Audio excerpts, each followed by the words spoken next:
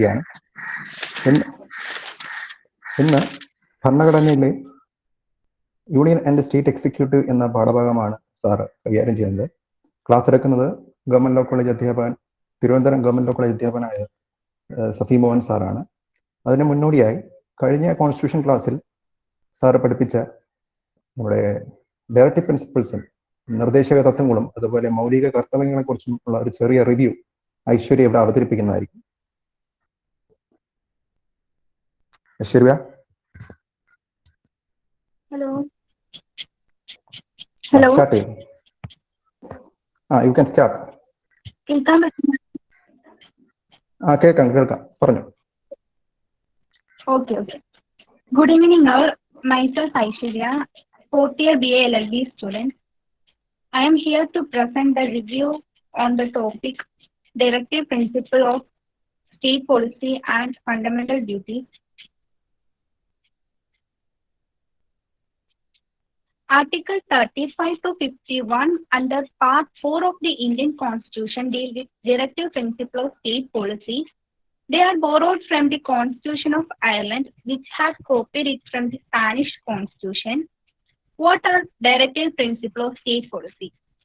Supreme Committee in 1945 suggested two categories of individual rights, one being justiciable and other being non-justiciable right. Justiciable rights are known as fundamental right and non-justiciable rights are known as Directive Principle of State Policy. DPSP are ideals which are meant to be kept in mind by the state when it formulates policies and enacts laws. There are various definitions to Directive Principle of State Policy. They are an instrument of instruction which are enumerated in Government of India Act 1935. They seek to establish economic and social democracy in the country. DPSPs are ideals which are not legally enforceable by the court for their violation. What are the features of DPSP?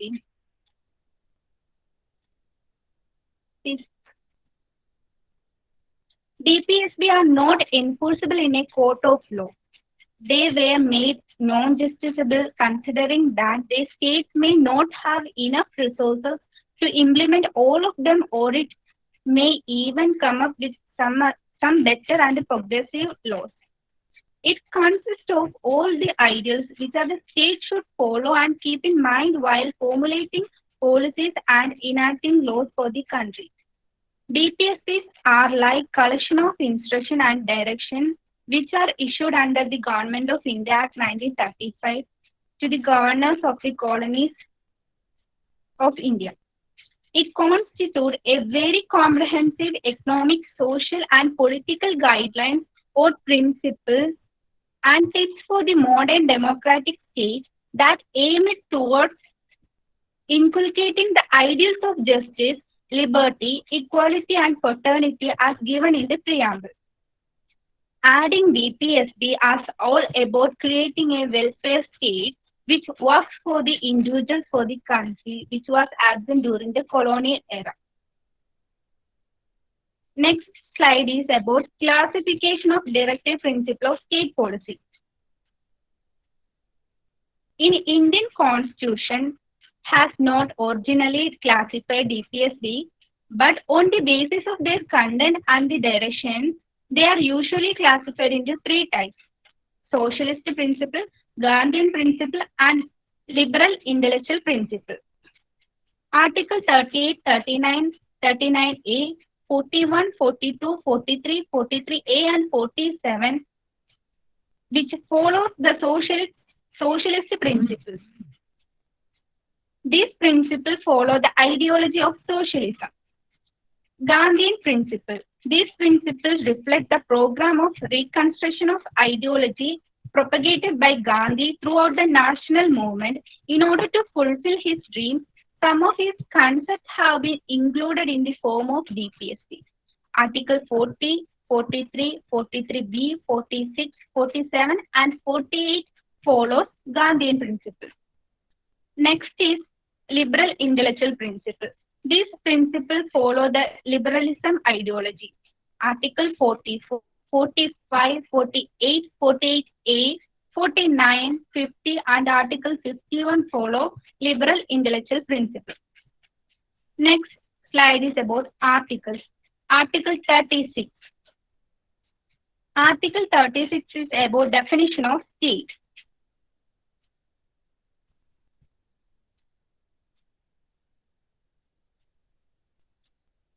In this part, the state has the same meaning as in part 3.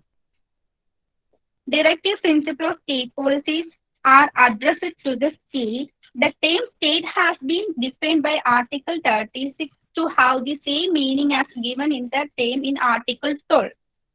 Therefore, the term states not only include the legislature and executive, but it also includes its agencies and instrumentalities. In Keshavananda Bharati versus State of Kerala, the Supreme Court held that the term state includes judiciary also. The courts and the statutory tribunals would be equally under a duty to implement these directives. Next article is Article 37, exclusion of judicial review in relating the subject of Part 4.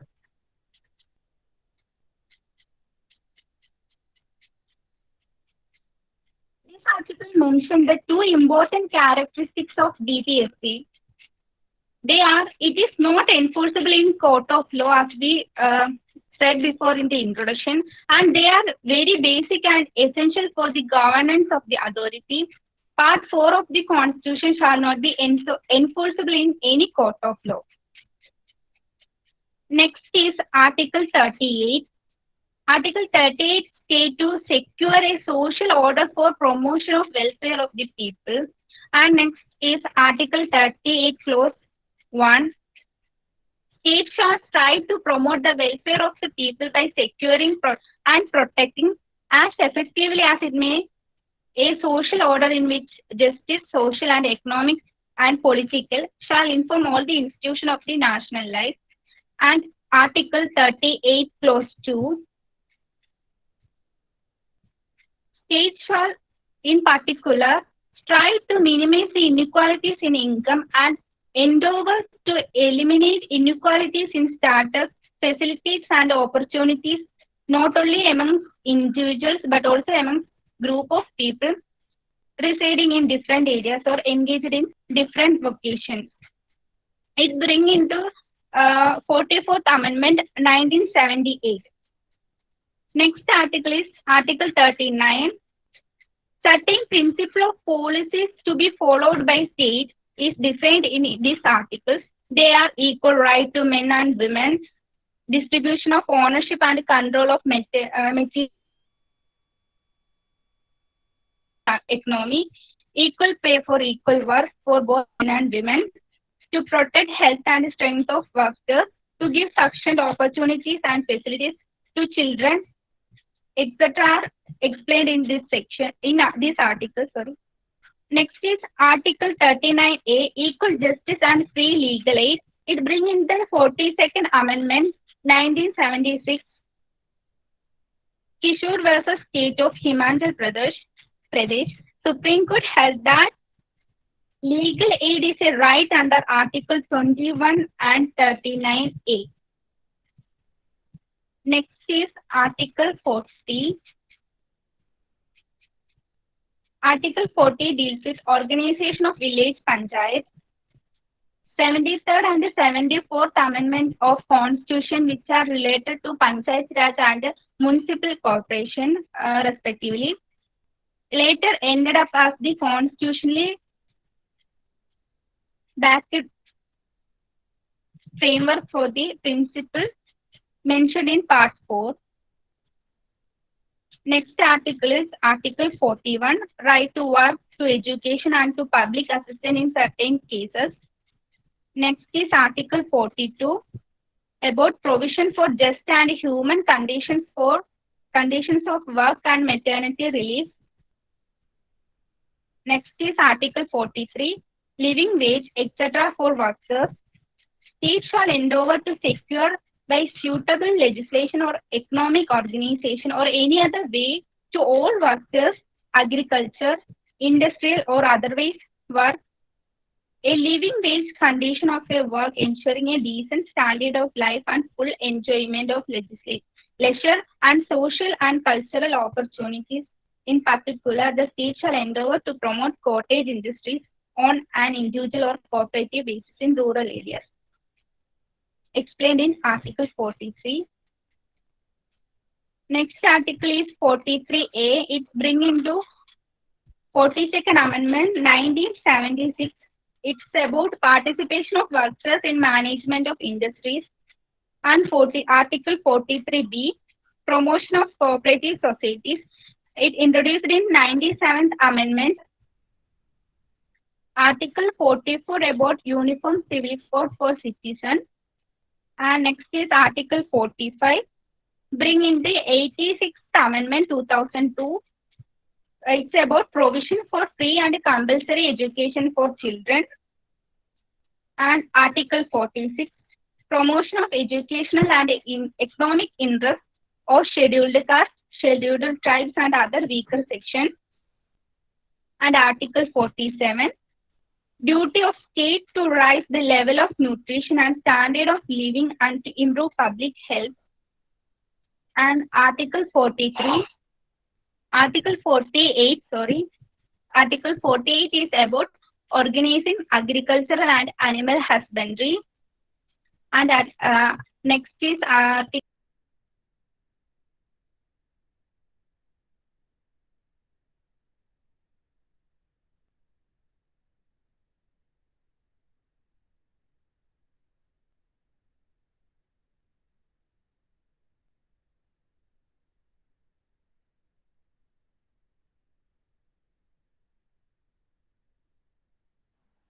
കേൾക്കുന്നില്ല Aishwarya? Hello Aishwarya,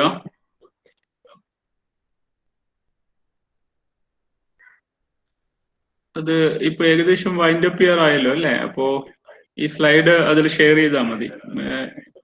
എനിക്ക് തോന്നുന്നു നമുക്ക് wind up ചെയ്തിട്ട് അടുത്ത മതി.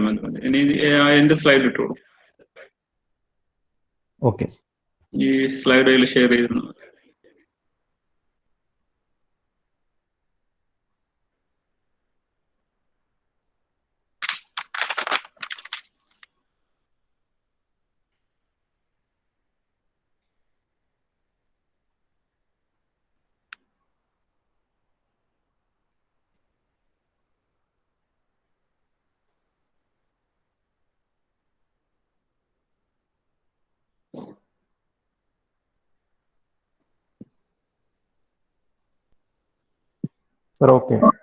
Okay. So, the third important topic as far as the constitutional law is concerned is executive. And the title of the topic is executive, union and state executive, and its relationship. So, നമ്മൾ ആദ്യത്തെ ക്ലാസ്സിലേക്ക് ഒന്ന് ചെറുതായിട്ടൊന്ന് എത്തി നോക്കേണ്ടി വരും. And we also understand the real concept of Indian Constitution as laid down in the preamble and preamble, fundamental rights and directive principles of state policy. Apo ipo Aishwarya already explained the various provisions of directive principles of state policy, and also earlier class Sridath explained the fundamental rights. ആ രണ്ട് സ്ലൈഡും നമുക്ക് already share ചെയ്തിട്ടുണ്ട്. അപ്പോൾ you have to read the each and every provisions of the fundamental rights and directive principles of state policy. For example, what is article, that is the first important point. So what is article 29 clause 2? Article 29 clause 2 എന്താണ് എന്ന് ഞാൻ ചോദിച്ചു കഴിഞ്ഞാൽ നിങ്ങൾക്ക് chat ബോക്സിൽ ഇട്ടാൽ മതി. What is article 29 clause 2?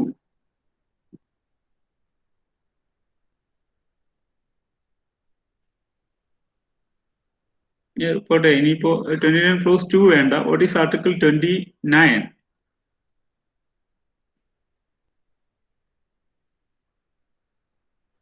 Chat ബോക്സിൽ ആൻസർ ചെയ്യണം. ആൻസർ ആരെങ്കിലും ചെയ്താലേ നമുക്ക് ഇത് നിങ്ങൾ ഇത് പഠിക്കുന്നുണ്ട്. Minority interest protection.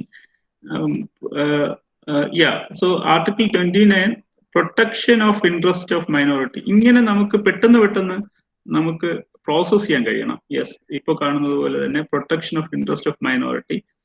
ഇങ്ങനെ നമ്മൾ പ്രോസസ് ചെയ്ത് കഴിഞ്ഞാൽ മാത്രമേ നമുക്ക് ഈ കോമ്പറ്റേറ്റീവ് എക്സാം വിൻ ചെയ്യാൻ പറ്റത്തുള്ളൂ. So it is A very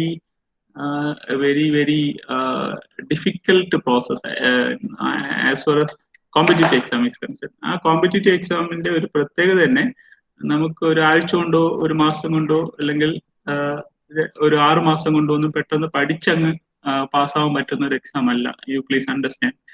competitive exams എന്ന് വെച്ച് കഴിഞ്ഞാൽ നമ്മൾ സ്ഥിരമായിട്ട് ഒരു സിസ്റ്റമാറ്റിക്കലി പ്രാക്ടീസ് ചെയ്ത് മാത്രം വിൻ ചെയ്യാൻ പറ്റുന്ന ഒരു എക്സാം ആണ്. അതിന്റെ പ്രൈമറി ഫണ്ടമെന്റൽ പ്രിൻസിപ്പിൾ എന്ന് പറയുന്നത് ഈ പ്രാക്ടീസ് ആണ്. സോ അപ്പൊ നിങ്ങൾ മനസ്സിൽ വെച്ചുകൊണ്ട് ഒരു പോയിന്റ് ഈ പ്രാക്ടീസ് ആണ്.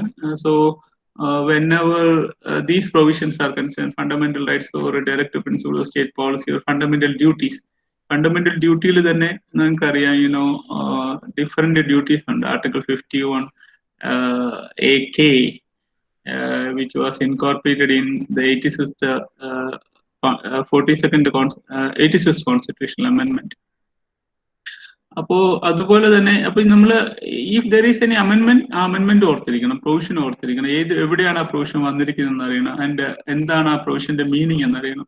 അപ്പൊ ഈ രീതിയിൽ നിങ്ങൾ സിസ്റ്റമാറ്റിക് ആയിട്ട് പഠിച്ചു പോവുക എന്നുള്ളതാണ് നമുക്ക് വേണ്ടത്. സോ അതിനു വേണ്ടിയിട്ടാണ് നമ്മൾ ലേണിംഗ് പ്ലാറ്റ്ഫോമും നമ്മളുടെ ലോ എക്സാംസും നിങ്ങൾ യൂസ് ചെയ്യേണ്ടത്. സോ സിസ്റ്റമാറ്റിക് ആയിട്ട് നിങ്ങൾ എക്സാം എടുക്കണം. അപ്പോൾ ഓൺലൈൻ എക്സാം മാത്രമല്ല, ഓഫ്ലൈൻ എക്സാമും നിങ്ങൾ എടുക്കണം.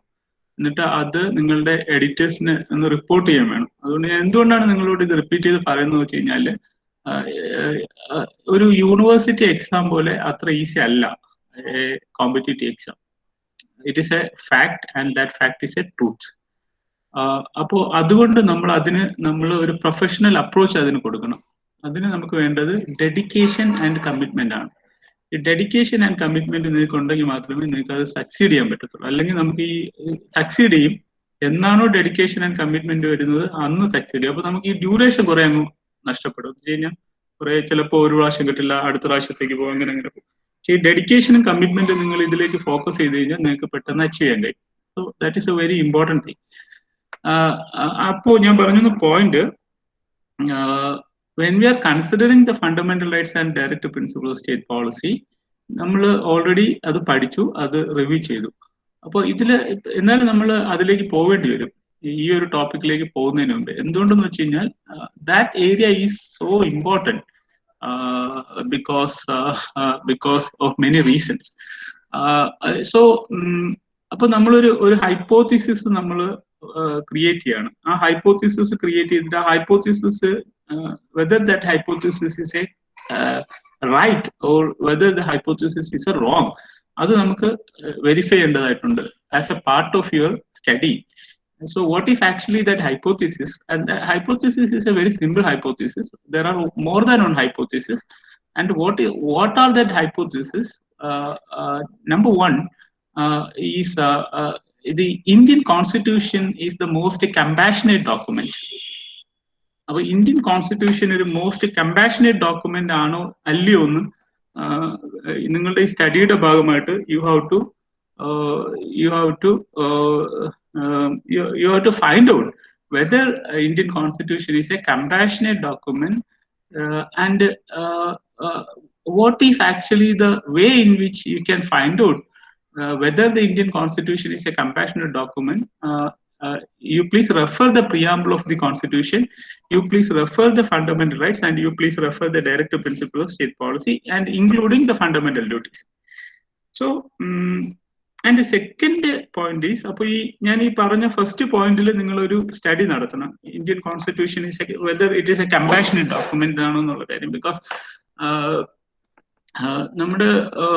Because Indian constitution is actually a book.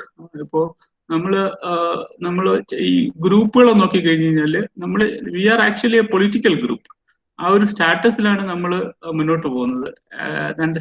That status is being specifically mentioned in part 2 of the constitution. And what is actually the part 2 of the constitution? Because the population of a state is divided into two.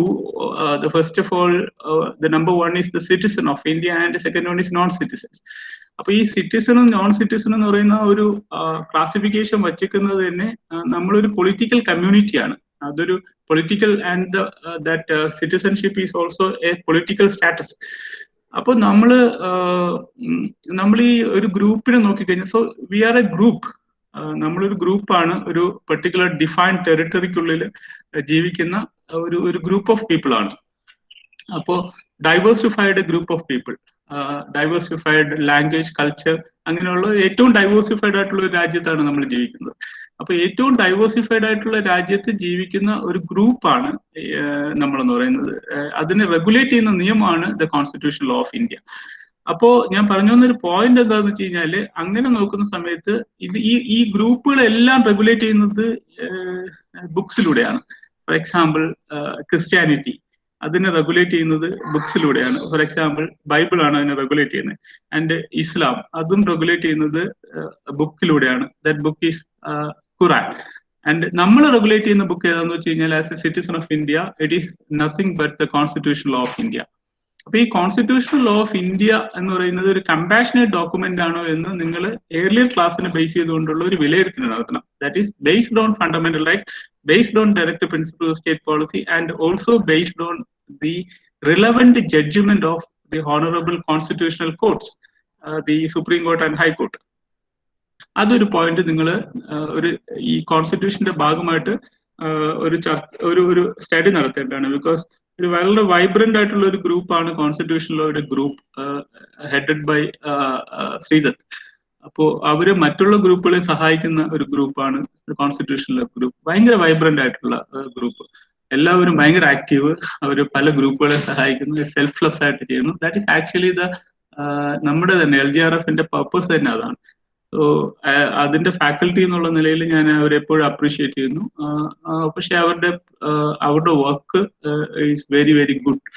So ഞാൻ പറഞ്ഞ point, അപ്പോ എനിക്ക് അവരോട് പറയാനുള്ളത്, ഈ ഒരു രീതിയിലും കൂടെ നിങ്ങൾ അതൊന്ന് പഠിക്കണം. ബിക്കോസ് നമുക്കത് ഫ്യൂച്ചറിൽ യൂസ് ചെയ്യേണ്ട ആവശ്യമുള്ള ഏരിയ ആണ്. അതായത് whether the Indian constitution is a compassionate document. If it is a compassionate document, then why? അതിന് ഉത്തരം കണ്ടെത്തുക എന്നുള്ളതാണ്. രണ്ടാമത്തെ ഒരു point, I already mention, the Indian constitution is actually a philosophy of philosophies. അപ്പൊ ഇതിനുള്ളിൽ ഒരു ഫിലോസഫീസ് ഉണ്ട്, ഡിഫറെന്റ് ഫിലോസഫീസ് ഉണ്ട്. അപ്പൊ ഈ ഡിഫറെന്റ് ഫിലോസഫീസ് എങ്ങനെയാണ് ഇന്ത്യൻ കോൺസ്റ്റിറ്റ്യൂഷനിൽ അക്സെപ്റ്റ് ചെയ്യുന്നത് വെച്ച് കഴിഞ്ഞാൽ, ഐ ഓൾറെഡി മെൻഷൻ, അതിന് there are some certain parameters, and that parameters are mentioned in the preamble of the Indian Constitution: justice, equality, fraternity, liberty, അങ്ങനെയുള്ള ചില പാരാമീറ്റേഴ്സ് ഉണ്ട്. That is also mentioned in the fundamental rights, like article 14, article 19, article 21, etcetera etcetera. അപ്പൊ ഈ പാരാമീറ്ററിനെ subject condition ചെയ്തുകൊണ്ടാണ് ഒരു philosophy Indian കോൺസ്റ്റിറ്റ്യൂഷനിലേക്ക് വരുന്നത്. That philosophy is, for example, ചില ഷാർപ്പായിട്ടുള്ള ഫിലോസഫീസ് ഉണ്ട് ഇന്ത്യൻ കോൺസ്റ്റിറ്റ്യൂഷനിൽ. For example, the socialism, the secularism, the democratic character, and even the republican character of the constitution. ഇതെന്ന് പറയുന്നത്, these are some of the very important political philosophies. അപ്പൊ ഈ philosophies, and it is subject to fundamental rights, article 14, 19, 21 അതിലേക്ക് subject ആണ്. അങ്ങനെയാണ് ഈ കോൺസ്റ്റിറ്റ്യൂഷനിലേക്ക് വരുന്നത്. അപ്പൊ നമ്മൾ നോക്കേണ്ടത്, നമുക്കിപ്പോ ഒരു അംബേദ്കറിസം ഇന്ത്യൻ കോൺസ്റ്റിറ്റ്യൂഷനിൽ കാണാൻ കഴിയും, ഗാന്ധിസം ഇന്ത്യൻ കോൺസ്റ്റിറ്റ്യൂഷനിൽ കാണാൻ പറ്റും, and it is also explained by Aishwarya. Nehruism Indian കോൺസ്റ്റിറ്റ്യൂഷനിൽ കാണാൻ കഴിയും. I already mention Marxist concept Indian കോൺസ്റ്റിറ്റ്യൂഷനിൽ കാണാൻ കഴിയും. അപ്പോ ഡിഫറെന്റ് കൺസെപ്റ്റ് ഇന്ത്യൻ കോൺസ്റ്റിറ്റ്യൂഷനിലുണ്ട്. ഇനിയൊരു പുതിയൊരു കൺസെപ്റ്റ് വന്നു കഴിഞ്ഞാൽ ഈ പാരാമീറ്റേഴ്സിനെ subject to these parameters, constitutional morality, നമുക്കത് അക്സെപ്റ്റ് ചെയ്യാം. No problem at all. അത് എങ്ങനെ അക്സെപ്റ്റ് ചെയ്യാന്ന് വെച്ച് കഴിഞ്ഞാൽ, by way of discussion and debates. എവിടെയാണ് ആ ഡിസ്കഷനും ഡിബേറ്റ് നടക്കേണ്ടതെന്ന് വെച്ച് കഴിഞ്ഞാൽ, in Indian parliament and constitutional institution established under article 79 of Indian constitution. അപ്പോൾ ആർട്ടിക്കിൾ 79 അനുസരിച്ച് വന്നിരിക്കുന്ന ഇന്ത്യൻ പാർലമെന്റിൽ ആർട്ടിക്കിൾ 368 അനുസരിച്ച് ഡിസ്കഷനും ഡിബേറ്റ് നടത്തിയതിനു ശേഷമാണ് അത് നമ്മൾ അമെൻഡ് ചെയ്യുക by way of the procedure adopted in article 368 of Indian constitution. പിന്നെ ഒരു ചേഞ്ച് വരുത്താൻ ജുഡീഷ്യറിക്ക് കഴിയും. ബിക്കോസ് ജുഡീഷ്യറിക്ക് ഏത് പ്രൊവിഷൻ അനുസരിച്ച് കഴിയുമെന്ന് വെച്ച് കഴിഞ്ഞാൽ the different provisions of Indian constitution including article 32 and 226 of Indian constitution and including article 32 and Article 136 of Indian Constitution, which is accepted under Article 141 and Article 142 of Indian Constitution. Because what Article 141 of Indian Constitution says, the law declared by the Supreme Court is the law of the land. So, അപ്പോൾ രണ്ട് രീതിയിലാണ് കോൺസ്റ്റിറ്റ്യൂഷനിൽ change നമുക്ക് കൊണ്ടുവരാൻ പറ്റുന്നത്. One is by way of amendment and second one is by way of judgment. അത് നമുക്ക് കാണാൻ പറ്റും. It is by way of judicial creativity and it is by way of constitutional amendment. ഞാൻ പറഞ്ഞു വന്നൊരു പോയിന്റ് എന്താണെന്ന് വെച്ച് കഴിഞ്ഞാൽ ഇങ്ങനെ രണ്ട് രീതിയിൽ ചേഞ്ച് വരുന്ന സമയത്ത് നമ്മളൊരു സ്റ്റാൻഡേർഡ് കീപ്പ് ചെയ്യുന്നുണ്ട്. That standard is the constitutional morality. ആ സ്റ്റാൻഡേർഡ് ആണ് കോൺസ്റ്റിറ്റ്യൂഷണൽ മൊറാലിറ്റി. അപ്പൊ അതിനനുസരിച്ച് നമ്മുടെ കോൺസ്റ്റിറ്റ്യൂഷനിലേക്ക് ഒരു പെർട്ടിക്കുലർ ആയിട്ടുള്ള ഫിലോസഫി വന്നു കഴിഞ്ഞാൽ അത് പ്രശ്നമില്ല. For example, at the commencement of the constitution I explain the fact that the preamble of the constitution is written like this. For example, we the people of India solemnly resolve to constitute India into a sovereign democratic republic. But we made an amendment in 1976. Amendment we incorporated a 2 or 3 sentence words, and they are socialism and secularism. അത് ഒന്നും കൂടെ add ചെയ്തു. അപ്പോൾ ഈ സോഷ്യലിസവും സെക്യുലറിസവും Indian കോൺസ്റ്റിറ്റ്യൂഷനിൽ add ചെയ്തപ്പോൾ നമ്മൾ ശ്രദ്ധിക്കേണ്ട കാര്യം, ഈ സോഷ്യലിസവും സെക്യുലറിസവും ആഡ് ചെയ്യുന്ന സമയത്ത് അത് ഫണ്ടമെന്റൽ റൈറ്റ്സിനെ വയലേറ്റ് ചെയ്യുന്നില്ല.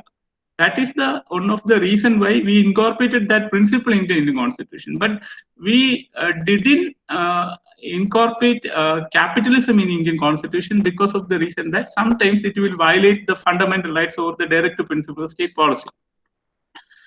ഈ പാരാമീറ്റേഴ്സിന്റെ വയലേഷൻ ആവും. അതുകൊണ്ടാണ് ഈ ഏതെങ്കിലും ഒരു പെർട്ടിക്കുലർ ഫിലോസഫി ഇന്ത്യൻ കോൺസ്റ്റിറ്റ്യൂഷനിലേക്ക് വരുന്ന സമയത്ത് ഈ parameter is A very very very very important thing. ഈ പാരാമീറ്ററിനെ ിലൂടെ ഒരു ചെക്ക് ആൻഡ് ബാലൻസ് ചെയ്തിട്ടാണ് നമ്മുടെ കോൺസ്റ്റിറ്റ്യൂഷനിലേക്ക് ഇൻകോർപ്പറേറ്റ് ചെയ്യേണ്ടതും. അതാണ് that was also the most important decision delivered by the honourable court, supreme court in the Kesavananda Bharati versus state of Kerala case.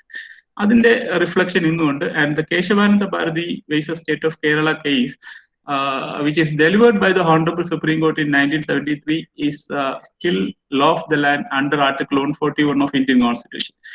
അപ്പൊ ഞാൻ പറഞ്ഞു വന്ന പോയിന്റ്, നമ്മൾക്ക് ആൻഡ് നമ്മളുടെ കോൺസ്റ്റിറ്റ്യൂഷന് ഇനിയും വേണമെങ്കിൽ ഏത് ഫിലോസഫിയും വരാം, ഏത് ഫിലോസഫി ഇൻകോർപ്പറേറ്റ് ചെയ്യാം. അത് 368 ഉപയോഗിച്ച് ചെയ്യാം. പക്ഷേ ഈ സ്റ്റാൻഡേർഡ് വേണം. അപ്പൊ ഇപ്പൊ നമ്മൾ ഈ ക്ലാസ്സിൽ എടുക്കുന്ന ഒരു ഫിലോസഫി വേണമെങ്കിലും ഇന്ത്യൻ കോൺസ്റ്റിറ്റ്യൂഷനിലേക്ക് വരാം, പ്രൊവൈഡഡ് ഈ ഒരു ഫിലോസഫി അനുസരിച്ച് വരാൻ പാടുള്ളൂ. That is A major reason why I am saying the fact that the constitution is A philosophy of philosophies. അപ്പൊ നിങ്ങളൊരു സ്റ്റഡി ഇതിൽ നടത്തണം. കാരണം അങ്ങനെ ഒരു സ്റ്റഡിയുടെ ആവശ്യം കോൺസ്റ്റിറ്റ്യൂഷനിലുണ്ട്. അല്ലാതെ നമ്മളൊരു ബെയറായിട്ട് കോൺസ്റ്റിറ്റ്യൂഷനെ വായിച്ച് മനസ്സിലാക്കുകയും അത് പഠിപ്പിക്കുകയും ചെയ്യുക അല്ല വേണ്ടത്. അപ്പൊ നിങ്ങൾ ലോ കോളേജിലെ ടീച്ചേഴ്സ് ആവാൻ ഉള്ളവരാണ്. അപ്പൊ ഇതിൽ നമുക്ക് ഏറ്റവും ഫണ്ടമെന്റൽ ആയിട്ട് അറിവ് വേണ്ട ഒരു സബ്ജക്റ്റ് ആണ് കോൺസ്റ്റിറ്റ്യൂഷൻ ലോ. അതുകൊണ്ട് ഇതിന് നിങ്ങൾ കുറച്ചും കൂടെ സീരിയസ് ആയിട്ട് എടുക്കണം. ആൻഡ് ഇത് നമ്മൾ പഠിപ്പിക്കുകയും ചെയ്യേണ്ട ഒരു സബ്ജക്റ്റ് ആണ്. Not only LLB students but also എല്ലാ സിറ്റിസൺസിനെയും. ബിക്കോസ് അത് അവരുടെ ഡോക്യുമെന്റ് ആണ്. It is people's document and it is a living law of the land. that is the most important reason. And another reason is part 3 and part 4 of Indian Constitution. നമ്മുടെ right എല്ലാം ഇവിടെയാണ് കിടക്കുന്നത്. ഈ right എടുത്തു കളഞ്ഞു കഴിഞ്ഞാൽ nothing. There is no fundamental difference between animal and human being. നമുക്ക് ഈ റൈറ്റ് ഉള്ളതുകൊണ്ട് നമ്മൾ അനിമലിൽ നിന്ന് ഡിഫറെന്റ് ആവുന്നു. അല്ലെങ്കിൽ നമുക്ക് അനിമലോട്ട് ഒരു ഡിഫറൻസും ഇല്ല. അത് നമ്മൾ ഹിസ്റ്ററി മുമ്പ് തെളിയിച്ചിട്ടുള്ളതാണ്. അപ്പോൾ ഭരണഘടനയ്ക്ക് വരുന്നതിന് മുൻപും ശേഷവുമുള്ള ഒരു ഫണ്ടമെന്റൽ ഡിഫറൻസ് എന്ന് വെച്ച് കഴിഞ്ഞാൽ നമ്മുടെ അവകാശങ്ങളാണ്. That is the most important thing. Fundamental rights. അപ്പോ ആ രീതിയിലാണ് നമ്മൾ അതിനെ കാണേണ്ടത്. പിന്നെ ഒരു പോയിന്റ് എന്ന് പറഞ്ഞു കഴിഞ്ഞാൽ, ഞാൻ പറഞ്ഞ 2 point I am repeating once again repeating that points. Number 1 is the constitution is a philosophy of philosophies, and the constitution is the most compassionate document. പിന്നെ നമ്മൾ നോക്കേണ്ട ഒരു കാര്യം എന്ന് വെച്ച് കഴിഞ്ഞാല്, ഇതില് അതിനുള്ളിൽ തന്നെ കോൺസ്റ്റിറ്റ്യൂഷൻ മൊറാലിറ്റി എന്നുള്ള കാര്യം നോക്കണം. ഇനി നമ്മൾ നോക്കേണ്ട ഒരു കാര്യം എന്ന് വെച്ച് കഴിഞ്ഞാൽ, നമ്മൾ 3rd പോയിന്റിലേക്ക് വരുമ്പോൾ, third topic is also the executive എന്ന് വെച്ച് കഴിഞ്ഞാൽ സ്റ്റേറ്റിലേക്ക് വരണം. അപ്പൊ ഇപ്പോ നമ്മൾ നോക്കി ഈ കോൺസ്റ്റിറ്റ്യൂഷന്റെ ഒരു ഇമ്പോർട്ടൻസ് എന്താണെന്ന് വെച്ച് കഴിഞ്ഞാൽ, it define the territory of India first of all. Secondly, that is part 1, and secondly, it defines the population, what is actually the population, whether it is citizen and non-citizen, etc. And then it provides rights, different kinds of rights to different peoples. For example, normally that rights are available to citizens, and some rights are available to non-citizens. Some rights are available only for the weaker sections. For example, some rights are only available for women. Some rights are only available for children. Some rights are only available for scheduled castes, scheduled tribes, the offenders, victims, the backward classes, socially backward classes, educationally backward classes, economically backward classes. Some rights are only available to a group. For example, some rights are only available for a group like a religious denomination and minorities, as mentioned in Article 29 and Article 26 of Indian Constitution.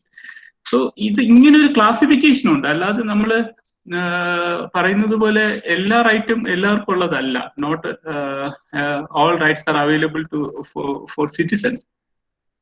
നമ്മൾ ആദ്യം ഇങ്ങനെ നമ്മൾ പറയും എല്ലാ റൈറ്റ്സും എല്ലാവർക്കും ഉള്ളതാണ്, it is available for citizen, but actually each and every rights are available for a particular category of citizens. അപ്പോൾ ബിക്കോസ് ഓഫ് വേരിയസ് റീസൺസ് എന്ന് വെച്ച് കഴിഞ്ഞാൽ അത് ഒരു ഇക്വാലിറ്റി ഉണ്ടാവും. പിന്നെ ഒരു സോഷ്യൽ ഡിസഡ്വാൻറ്റേജസ് ഉണ്ടെങ്കിൽ അവർക്ക് നമുക്ക് സ്പെഷ്യൽ പ്രൊട്ടക്ഷൻ കൊടുക്കണം. എക്കണോമിക് ഡിസഡ്വാൻറ്റേജ് ഉണ്ടെങ്കിൽ സ്പെഷ്യൽ പ്രൊട്ടക്ഷൻ കൊടുക്കണമെന്ന് ഇപ്പോൾ ഒരു പുതിയ അമെന്റ്മെന്റിലൂടെ ഇൻകോർപ്പറേറ്റഡ് എ പ്രൊവിഷൻ. അതിന്റെ ഫണ്ടമെന്റൽ കോൺസ്റ്റിറ്റ്യൂഷണൽ സാധ്യതയെക്കുറിച്ച് ഇപ്പോഴും ഡിസ്കഷൻ നടക്കുന്നു. ആൻഡ് എഡ്യൂക്കേഷനലി ബാക്ക്വേർഡ് ആയിട്ടുള്ള ആൾക്കാരാണെങ്കിൽ അവർക്ക് പ്രൊട്ടക്ഷൻ കൊടുക്കേണ്ട ആവശ്യമുണ്ട് because of many other reasons. അത് കഴിഞ്ഞിട്ട് ഇത്തരം തരത്തിലുള്ള പ്രൊട്ടക്ഷൻ വേണം. പിന്നെ വീക്കർ സെക്ഷൻ ആയിട്ടുള്ള ആൾക്കാരുണ്ട്, weaker section women and children's, minorities. പിന്നെ അതുകൂടാതെ തന്നെ ഈ നമ്മുടെ വേറെ കാറ്റഗറി ഓഫ് വീക്കർ സെക്ഷൻസ് ഉണ്ട്. അതായത് ഫോർ എക്സാമ്പിൾ ഈ ഏജ്ഡ് ആയിട്ടുള്ള ആൾക്കാർ, അതുകൂടാതെ തന്നെ ട്രാൻസ്ജെൻഡേഴ്സ്, അതുകൂടാതെ തന്നെ ഈ ഫിസിക്കലി ഹാൻഡിക്യാപ്ഡ്, അതുകൂടാതെ തന്നെ ഈ അക്യൂസ്ഡ് ആൻഡ് വിക്ടിംസ്. ഇവർക്കെല്ലാം ഡിഫറെന്റ് കാറ്റഗറീസ് ഓഫ് റൈറ്റ്സ് ആണ് ഇന്ത്യൻ കോൺസ്റ്റിറ്റ്യൂഷൻ കൊടുക്കുന്നത്. പ്രസിന് റൈറ്റ്സ് കോൺസ്റ്റിറ്റ്യൂഷണൽ റൈറ്റ് കൊടുക്കുന്നുണ്ട്. The freedom of press is laid on in article 19(1)(a) of Indian constitution. അപ്പൊ ഞാൻ പറഞ്ഞ പോയിന്റ് എന്ന് വെച്ച് കഴിഞ്ഞാൽ, അങ്ങനെ നമ്മളൊരു ക്ലാസിഫൈഡ് ആയിട്ടാണ് ഇന്ത്യൻ കോൺസ്റ്റിറ്റ്യൂഷന്റെ റൈറ്റ്സിനെ കാണേണ്ടത്, നമ്പർ 1. പിന്നെ നമ്മളിപ്പോ ഒരു അവകാശം കൊടുത്തു കഴിഞ്ഞാൽ നമ്മളൊന്ന് ഡീപ്പായിട്ട് നോക്കണം, വൈ ദിസ് റൈറ്റ്, എന്തുകൊണ്ട് ഈ അവകാശം, അതിന് അവർ എലിജിബിൾ ആണോ, അത്തരം രീതിയിലുള്ള ഒരു ചിന്താഗതിയും കൂടെ നമ്മൾ നടത്തേണ്ടതായിട്ടുണ്ട്. ബിക്കോസ് ആ constitutional standard is most important thing. അതായത് article 14 is the most important thing. എല്ലാത്തിന്റെയും അന്തസ്സത്ത എന്ന് പറഞ്ഞു കഴിഞ്ഞാൽ ആർട്ടിക്കിൾ 14 ആണ്. ആർട്ടിക്കിൾ 14 നമ്മൾ ഡിഫീറ്റ് ചെയ്യാൻ പാടില്ല. ആർക്കെങ്കിലും അനാവശ്യമായിട്ടുള്ള അവകാശങ്ങൾ കൊടുത്തുകൊണ്ടോ ആരിൽ നിന്നെങ്കിലും അവകാശപ്പെട്ട അവകാശങ്ങൾ അവർക്ക് അവകാശപ്പെട്ട അവകാശങ്ങൾ നമ്മൾ അതിൽ നിന്ന് വെട്ടിക്കുറച്ചുകൊണ്ടു, അങ്ങനെ ചെയ്യാൻ പാടില്ല. That is very important thing as far as Indian constitution is concern. അപ്പൊ ഞാൻ പറഞ്ഞത്, ഈ ഫിലോസഫിക്കൽ ആയിട്ടുള്ള ഒരു അപ്രോച്ച് നിങ്ങൾ വായിക്കുന്ന സമയത്ത് നിങ്ങളുടെ ഭാഗത്തുനിന്ന് ഉണ്ടാവണം. അത് നിങ്ങൾ എഴുതി വെക്കുകയും വേണം, അത് സർക്കുലേറ്റ് ചെയ്യുകയും വേണം, കുട്ടിയെ കൊടുക്കുകയും വേണം, മറ്റുള്ളവർക്ക് കൊടുക്കുകയും വേണം. ഞാൻ പറഞ്ഞു ഒരു പോയിന്റ് എന്ന് വെച്ച് കഴിഞ്ഞാല്, ഈ മൂന്നാമത്തെ ഒരു സ്റ്റേജിലേക്ക് വരുമ്പോൾ നമുക്ക് ഇത് ഇംപ്ലിമെന്റ് ചെയ്യാനായിട്ട് ഒരു സ്റ്റേറ്റ് വേണം. അപ്പോ അതാണ് the next part, the part 5. നമ്മളിപ്പോൾ ഡീൽ ചെയ്യുന്ന പാർട്ട് 5. Then part 6. ഇതാണ് നമ്മൾ ഇനി ഡീൽ ചെയ്യാൻ പോകുന്ന അടുത്ത topic. 3 major important topics. The one is the union executive and the state executive. Second one is union legislature and state legislature. And third one is the judiciary, the union judiciary and state judiciary, which is mentioned in part 5 and part 6 of Indian Constitution. അപ്പോൾ ഇവിടെ നമ്മൾ ശ്രദ്ധിക്കേണ്ട ഒരു സംഭവം എന്താണെന്ന് വെച്ച് കഴിഞ്ഞാല്, as far as state is concerned, the executive is there, the legislature is there, and the judiciary is there. And the speciality of all these institutions also, and the functions and powers of this institution also. For example, one of the speciality of judiciary, which is mentioned in Article 50 of Indian Constitution, is the independence of judiciary. അത് ഐശ്വര്യ നേരത്തെ പറയാനായിട്ടുള്ള last article ആയിരുന്നു, article 50. അപ്പൊ ഞാൻ പറഞ്ഞു വന്നൊരു point എന്ന് വെച്ച് കഴിഞ്ഞാൽ, നമ്മൾ ആദ്യം we have to understand the nature of the constitution and also the nature of the government. അത് അംബേദ്കർ ഈ കോൺസ്റ്റിറ്റ്യൂന്റ് അസംബ്ലി ഡിബേറ്റ്സ് നടന്ന സമയത്ത് പ്രത്യേകിച്ച് എടുത്തു പറഞ്ഞ ഒരു പോയിന്റ് ആണ്. What is actually the nature of the constitution? Whether the nature of the constitution is federal or unitary, or whether what is actually the nature of the government, whether the nature of the government is parliamentary or presidential. അപ്പോൾ ഈ പ്രസിഡൻഷ്യലും parliamentary കാര്യങ്ങളെ കുറിച്ച് it is already mentioned.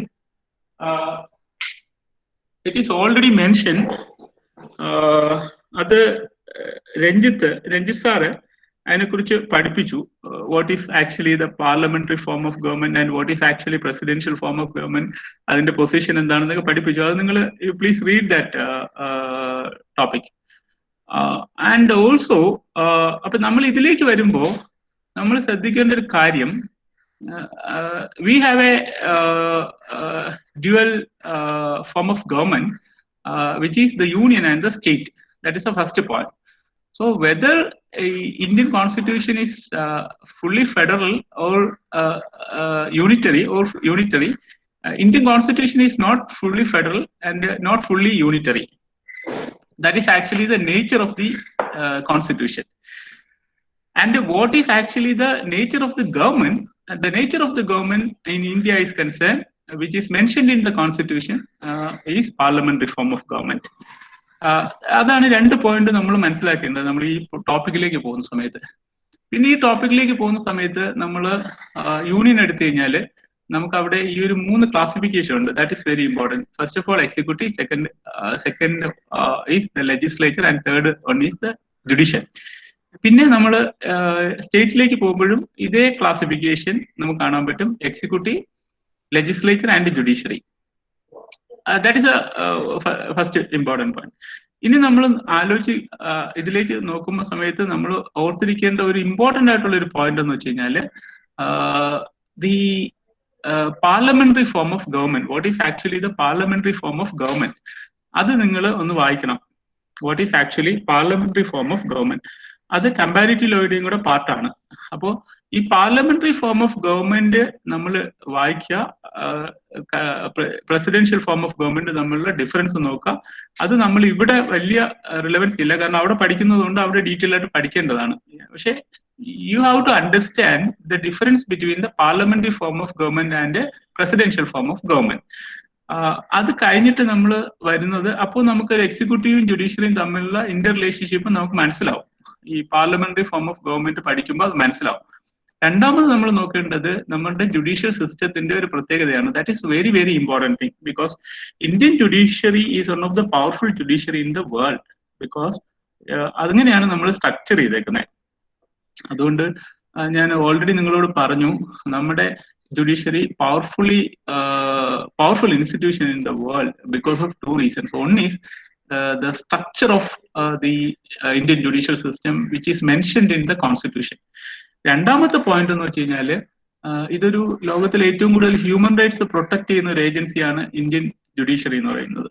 That is human rights protector ആണല്ലോ Indian judiciary by way of issuing writs under Article 32 and 226 of Indian Constitution, because we have one Supreme Court and we have almost 25 or 26 high courts are there.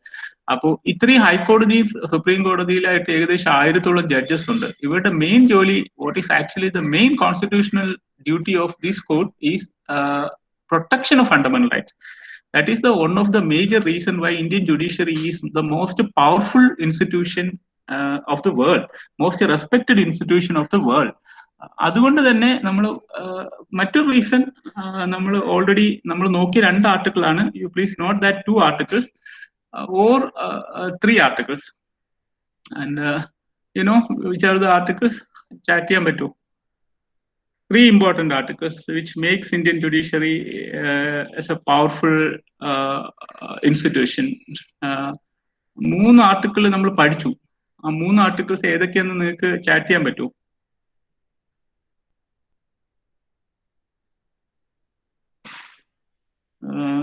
Judiciary ആയിട്ട് related ആണ്, directly related to judiciary. Yes, one is right. So article 13 correct ആണ്. Article 32 and 50 right. Article 13, Article 32 and Article 50.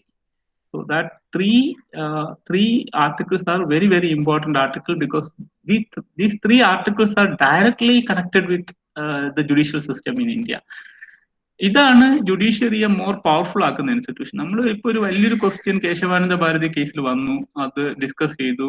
അതിൽ ഏത് institution ആണ് powerful, whether the judiciary is more powerful than the parliament, or whether the parliament is more powerful than the judiciary, or whether the executive is more powerful than the judiciary. But the real fact is that the people are powerful than all these institutions, because of the simple reason that the people are the creator and these institutions are only the creatures. That is the only reason. That reason is also very, very relevant. പക്ഷെ ഇത് നമുക്ക് ഈ ആൾക്കാരിൽ അറിയാത്തതിന്റെ പ്രശ്നമേ ഉള്ളൂ. നമുക്ക് 2 രീതിയിലാണ് നമ്മൾ എംപവർ ചെയ്യുന്നത്. നമ്മൾ 2 രീതിയിൽ എംപവർ ചെയ്യുന്നതും എംപവർ ചെയ്യാതിരിക്കുന്നതും റീസൺ ബേസ്ഡ് ഓൺ നോളജ്.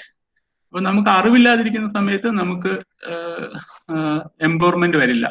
അറിവുണ്ടെങ്കിൽ നമ്മൾ ആ എംപവർമെന്റ് വരും. For a simple example, for example, ഇപ്പൊ നിങ്ങൾ പോയിട്ട് നിൽക്കുമ്പോൾ ഒരു ഹൈക്കോടതി ജഡ്ജി വരികയാണെങ്കിൽ നിങ്ങൾ കക്ഷിക്ക് കൊടുക്കേണ്ട റെസ്പെക്ട് മാത്രമേ കൊടുക്കത്തുള്ളൂ. കാരണം നിങ്ങൾക്ക് അറിയാം വാട്ട് ഈസ് ആക്ച്വലി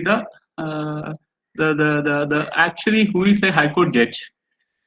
അത് നിങ്ങൾ ആവശ്യത്തിനുള്ളൂ. പക്ഷെ ഇതൊന്നും അറിഞ്ഞുകൂടാത്ത ഒരാൾ കാണുമ്പോൾ വിചാരിക്കും ഇയാൾ ഇവിടുത്തെ രാജാവാണെന്ന് കരുതും എന്ന് പറഞ്ഞിട്ട് അയാൾ വണങ്ങുകയും അങ്ങനെയുള്ള കാര്യങ്ങളൊക്കെ ചെയ്യും. എന്നുവെച്ചാൽ ഭയങ്കരമായിട്ട് എന്തോ ഒരു ഭയങ്കര ഒരു മനുഷ്യൻ അത് നടന്നു പോകുന്നു എന്നുള്ള രീതിയിലാണ് കാണും.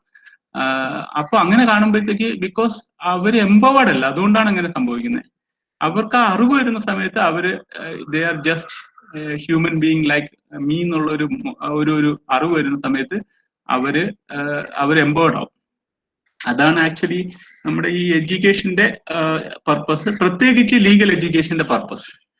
ഈ എംപവർമെന്റ് ഏറ്റവും കൂടുതൽ വരുത്താൻ പറ്റുന്ന ഒരു മേഖലയാണ് ലീഗൽ എഡ്യൂക്കേഷൻ.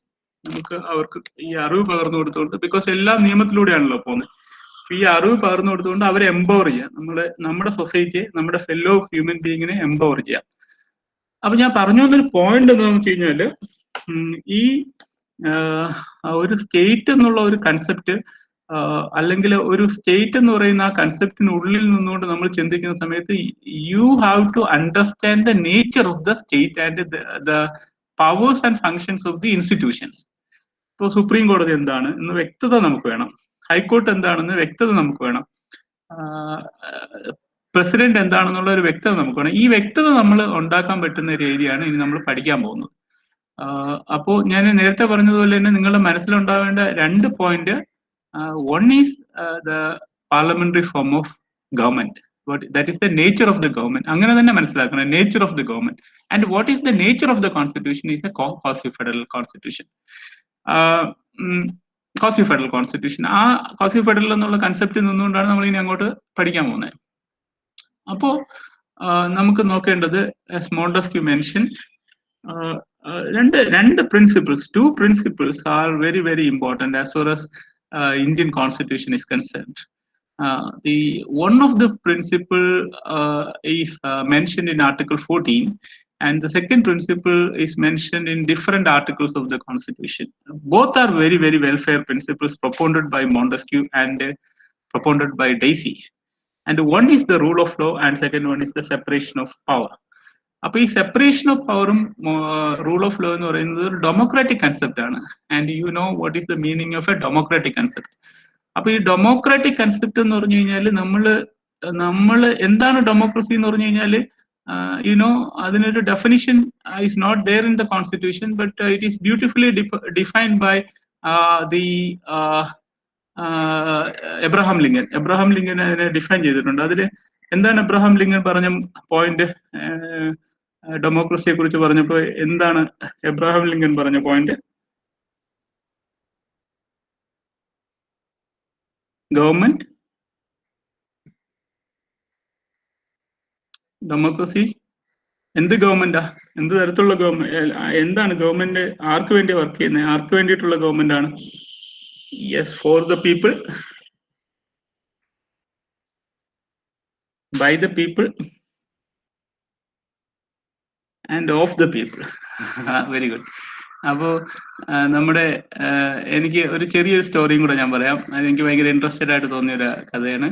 അത് കഴിഞ്ഞ ദിവസം എനിക്ക് ഇവിടെ എൻ്റെ ഒരു ഫാമിലി ഫ്രണ്ട് ഉണ്ട്, ഒരു Albert uncle and Mary aunty എന്ന് പറഞ്ഞ്. അപ്പോൾ അവര് ഇവിടുന്ന് അവര് ഗൾഫ് പുറം രാജ്യങ്ങളിലായിരുന്നു. അപ്പൊ അവർ അവിടുന്ന് ഇവിടെ വന്നു. പക്ഷെ 1900 മുതൽ അവര് 1994 ഇവിടെ വന്നിട്ട് അവര് അതിനു മുമ്പ് 20 വർഷം ഇവിടെ പഠിപ്പിച്ചിരുന്നു. അപ്പോ അവർക്ക് പെൻഷൻ കിട്ടണമെന്ന് പറഞ്ഞാൽ അവര് ഗവൺമെന്റ് ആപ്ലിക്കേഷൻ കൊടുത്തിട്ട് പെൻഷൻ കിട്ടിയില്ല. അപ്പൊ ഇവരിങ്ങനെ പെൻഷൻ കിട്ടാതെ മുന്നോട്ട് പോയിക്കൊണ്ടിരിക്കുകയായിരുന്നു. അവർക്ക് പല ഗവൺമെന്റ് അടുത്ത് പോകും. ഗവൺമെന്റ് പറയും, നിങ്ങൾ നമ്മളോട് പറയാതെയാണ് പോയത്, നിങ്ങൾ പെൻഷൻ എലിജിബിൾ അല്ല, നിങ്ങൾ വേറെ രാജ്യത്ത് പോയി, അതാണ് ഇതാണെന്നൊക്കെ പറഞ്ഞു. ഇവരിങ്ങനെ കയറി ഇറങ്ങിക്കൊണ്ടിരുന്നു. അപ്പോ കക്ഷിക്ക് ഇപ്പോഴത്തെ കഴിഞ്ഞ LDF ഗവൺമെന്റിൽ പോയിട്ട് മിനിസ്റ്ററെ കണ്ടിട്ട് പറഞ്ഞു, ഇത് ഇങ്ങനെയാണ് അവസ്ഥ, നിങ്ങൾ ഇത് തരണമെന്ന് പറഞ്ഞപ്പോൾ ആ മിനിസ്റ്റർ കൊടുത്തു. അവർക്ക് പെൻഷൻ കൊടുത്തു, മിനിമം പെൻഷൻ കൊടുത്തു. അവർക്ക് 10,000 രൂപ വെച്ചുള്ള മിനിമം പെൻഷൻ കൊടുത്തു. അപ്പോ കക്ഷി എന്നോട് പറഞ്ഞ ഒരു ഡെഫിനിഷനാണ്, എബ്രഹാം ലിങ്കൻ പറഞ്ഞ ഡെഫിനിഷൻ അല്ല, ഞാൻ ഈ ഗവൺമെന്റിനെ റീഡിഫൈൻ ചെയ്യാൻ പോവാണ്. By the people, for the people, to the people and with the people, വിത്തും കൂടെ ചേർത്ത്. അപ്പൊ ഞാനൊന്ന് പെട്ടെന്ന് എനിക്ക് ഭയങ്കര ഇൻട്രസ്റ്റിംഗ് ആയിട്ട് തോന്നി. കാരണം ഈ എബ്രഹാം ലിങ്കൻ പറഞ്ഞത് മാത്രം പോരാ, വിത്ത് the people is also very important. ജനങ്ങളുടെ കൂടെ ആയിരിക്കണം. അപ്പോ ഞാൻ ആ ഡെമോക്രസിയുടെ ഡെഫിനിഷൻ പറഞ്ഞപ്പോൾ ജസ്റ്റ് നിങ്ങൾ ഓർപ്പിച്ചതേ ഉള്ളൂ. അപ്പൊ അങ്ങനെ ഒരു ഫീലിംഗ് ജനങ്ങൾക്ക് ഉണ്ടാവണം. That is the most important thing. അത് it is the obligation of the state, and which is not a simple statutory obligation, which is a constitutional obligation, because of the simple reason that socialism is a constitutional principle, and which is one of the basic structure of Indian Constitution, because so declared by the Honorable Supreme Court in many number of cases. അപ്പൊ ഞാൻ പറഞ്ഞു വന്ന point എന്താന്ന് വെച്ച് കഴിഞ്ഞാല്, ഈ പറഞ്ഞിരിക്കുന്ന കാര്യത്തിലേക്ക് വരുന്ന സമയത്ത് നമ്മൾ ഈ ജുഡീഷ്യറിയിലേക്ക് വരുന്ന സ്റ്റേറ്റിലേക്ക് വരുന്ന സമയത്ത്, നമ്മൾ ഈ സ്റ്റേറ്റിന്റെ സ്ട്രക്ചറിലേക്ക് വരുന്ന സമയത്ത് ആദ്യം മോണ്ടസ്ക്യൂവിന്റെയും അതിൻ്റെ കൂടെ തന്നെ റൂൾ ഓഫ് ലോയും എങ്ങനെ ഇന്ത്യൻ കോൺസ്റ്റിറ്റ്യൂഷനിൽ റിഫ്ലക്ട് ചെയ്തു, ദി റൂൾ ഓഫ് ലോ എങ്ങനെ റിഫ്ലക്ട് ചെയ്തു, ബിക്കോസ് റൂൾ ഓഫ് ലോ എങ്ങനെ റിഫ്ലക്ട് ചെയ്തു യു നോ ദാറ്റ് 14 പിന്നെ അടുത്തുള്ള ആർട്ടിക്കിൾസ് ഒക്കെ വരുന്നുണ്ട്, 15, 16 എല്ലാം വരുന്നുണ്ട്. ഒരു ട്രമൻഡസ് ഇമ്പാക്ട് എന്താന്ന് വെച്ച് കഴിഞ്ഞാല്, ഈ കോൺസ്റ്റിറ്റ്യൂഷൻ വരുന്നതിന് മുൻപേ ഇന്ത്യയുടെ നേച്ചർ എന്ന് വെച്ച് കഴിഞ്ഞാല് റൂൾ ഓഫ് ലോ ഫോളോ ചെയ്യുന്ന ഒരു രാജ്യം അല്ലായിരുന്നു. That is A most important fundamental point. കാരണം അന്ന് ഡെമോക്രാറ്റിക് അല്ല രാജ്യം. അപ്പോൾ ഡെമോക്രാറ്റിക് ആയിട്ടുള്ള കൺട്രിയുടെ നേച്ചറാണ് റൂൾ ഓഫ് ലോ എന്ന് പറയുന്നത്. അപ്പൊ ഡെമോക്രസിയുടെ ഒരു എസെൻഷ്യൽ ഫീച്ചറാണ് റൂൾ ഓഫ് ലോ എന്ന് പറയുന്നത്. അപ്പൊ ആ റൂൾ ഓഫ് ലോ എന്ന് പറയുന്നതിന്റെ ഒരു വേറൊരു അടിസ്ഥാന തത്വം എന്ന് വെച്ച് കഴിഞ്ഞാല് എല്ലാവരെയും അപ്ലിഫ്റ്റ്മെന്റ് ചെയ്യുന്നു എന്നുള്ളതാണ്. എല്ലാവരും അപ്ലിഫ്റ്റ്മെന്റ് ചെയ്യുക എന്നുള്ളതാണ്. ഈ അപ്ലിഫ്റ്റ്മെന്റിന്റെ സ്റ്റാൻഡേർഡ് ആണ് പിന്നെ വരുന്ന കോൺസ്റ്റിറ്റ്യൂഷണൽ അമെന്റ്മെന്റിലൂടെ നിങ്ങൾക്ക് കാണാൻ കഴിയുന്നത്. ഫോർ എക്സാമ്പിൾ, നിങ്ങൾ ആർട്ടിക്കിൾ 15 ക്ലോസ് 3 നോക്കിയിട്ട് ആർട്ടിക്കിൾ 15 ക്ലോസ് 4 പോയി കഴിഞ്ഞാൽ അത് കാണാൻ പറ്റും. ആർട്ടിക്കിൾ 15 ക്ലോസ് 5 പോയി കഴിഞ്ഞാൽ അത് കാണാൻ പറ്റും. ഈ ആർട്ടിക്കിൾ 15 ക്ലോസ് 6 പോയി കഴിഞ്ഞാൽ അത് കാണാൻ പറ്റും. It is also mentioned in many important judgment like Indira Sahini case and also Nagaraj case. These two cases are also very, very important case. Indira Sahiniയുടെ കേസിലും നാഗരാജിന്റെ കേസിലും റിസർവേഷനെ കുറിച്ച് വ്യക്തമായിട്ട് കോടതി പറഞ്ഞ കേസാണ്. And it is also A repeated question in your UGC examination. അപ്പൊ ഞാൻ പറഞ്ഞു വന്നൊരു പോയിന്റ് എന്ന് വെച്ച് കഴിഞ്ഞാൽ റൂൾ ഓഫ് ലോ നിലനിൽക്കുന്ന ലോകത്തിലെ ഒരു ഡെമോക്രാറ്റിക് കൺട്രിയാണ് ഇന്ത്യ എന്ന് പറയുന്നത്. അതിന്റെ ഒരു റിഫ്ലക്ഷനും കൂടെ നിങ്ങൾ കൂടുതൽ സ്റ്റഡി എടുത്തേണ്ട കാര്യമുണ്ട്. രണ്ടാമത്തെ ഒരു പോയിന്റ് എന്ന് വെച്ച് കഴിഞ്ഞാൽ what about the separation of power, which is one of the welfare civilised democratic concept mentioned by Montesquieu. അപ്പൊ അത് എല്ലാ രാജ്യങ്ങളിലും ഈ സെപ്പറേഷൻ ഓഫ് പവർ എന്ന് പറയുന്ന കൺസെപ്റ്റ് ഒരർത്ഥത്തിൽ അല്ലെങ്കിൽ മറ്റൊരർത്ഥത്തിൽ ആക്സെപ്റ്റ് ചെയ്തിട്ടുണ്ട്. അപ്പൊ അത് ഇന്ത്യയിൽ എങ്ങനെ ആക്സെപ്റ്റ് ചെയ്തിരിക്കുന്നു എന്നുള്ളതിനെ കുറിച്ചാണ് നമ്മൾ നോക്കേണ്ടത്. അതും ഈ പഠിക്കുന്ന ടോപ്പിക്കിന്റെ ഭാഗമായിട്ട് നമ്മൾ പഠിക്കും. പക്ഷെ നിങ്ങൾ ഇതൊക്കെ പോയിന്റ് ആയിട്ട് നോട്ട് ചെയ്ത് വെക്കണം. എന്നിട്ട് നിങ്ങൾ പഠിക്കുമ്പോൾ ഈ പ്രിൻസിപ്പിൾസിന്റെ അടിസ്ഥാനത്തിലായിരിക്കണം നിങ്ങൾ പഠിക്കേണ്ടത്. അപ്പോ ഈ മോണ്ടസ്ക്യൂ പറഞ്ഞേക്കുന്ന doctrine of separation of power, Montesquieu പറഞ്ഞേക്കുന്ന doctrine of separation of power Indian constitution whether it is accepted or not, അതാണ് നമ്മൾ ഈ ഒരു ടോപ്പിക് എടുക്കുന്ന സമയത്ത് ഇനി ഡിസ്കസ് ചെയ്യാൻ പോകുന്നത്. Rule of law, we accepted rule of law and rule of law was declared as one of the basic structure in 1973, which is an inherent part of Indian Constitution as laid down in the fundamental rights and the preamble of the Indian Constitution, which cannot be amended by using Article 368 of Indian Constitution. So, what about the doctrine of separation of power, which specifically mentioning on important fact that in a democratic state, the functions of the government are different, and that functions must be within their respective space. So, for example, what is the executive function? The executive function is the implementation of law, and what is actually the legislative function is enactment of law, and what is actually the judicial function is interpretation of law. So that point is very, very important. So, for example, as far as we have a dual system of government, which is mentioned in Part 5 and Part 6 of Indian Constitution, where we can see executive, we can see legislature, and we can see the judiciary.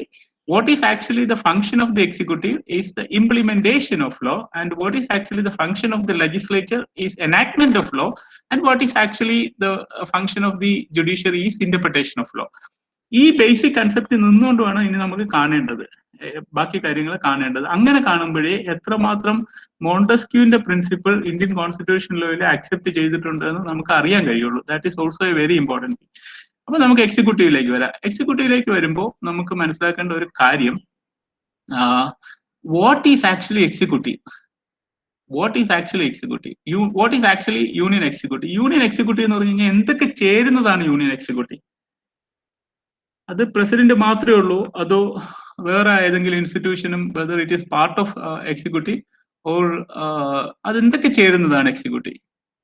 എന്തൊക്കെ ചേരുന്നതാണ് executive? നിങ്ങളുടെ അഭിപ്രായം എന്ന് പറഞ്ഞേ. ഞാൻ ഇത്ര നേരം സംസാരിച്ചുകൊണ്ടിരിക്കുകയല്ലായിരുന്നു. അപ്പൊ നിങ്ങളൊന്ന് ജസ്റ്റ് ചാറ്റ് ചെയ്താൽ മതി. പറഞ്ഞ എല്ലാവരും കൂടെ പറയുമ്പോൾ അത് ഡിസ്റ്റർബൻസ് ഉണ്ടാവും. ഒന്ന് ചാറ്റ് ചെയ്യൂ. എന്താണ് എക്സിക്യൂട്ടീവ്, ആരൊക്കെ വരുന്നതാണ് എക്സിക്യൂട്ടീവ് എന്നുള്ളതാണ്. അതായത് ഏതൊക്കെ ഇൻസ്റ്റിറ്റ്യൂഷൻ വരുന്നതാണ് executive. Because President and cabinet. Okay. Any other opinion?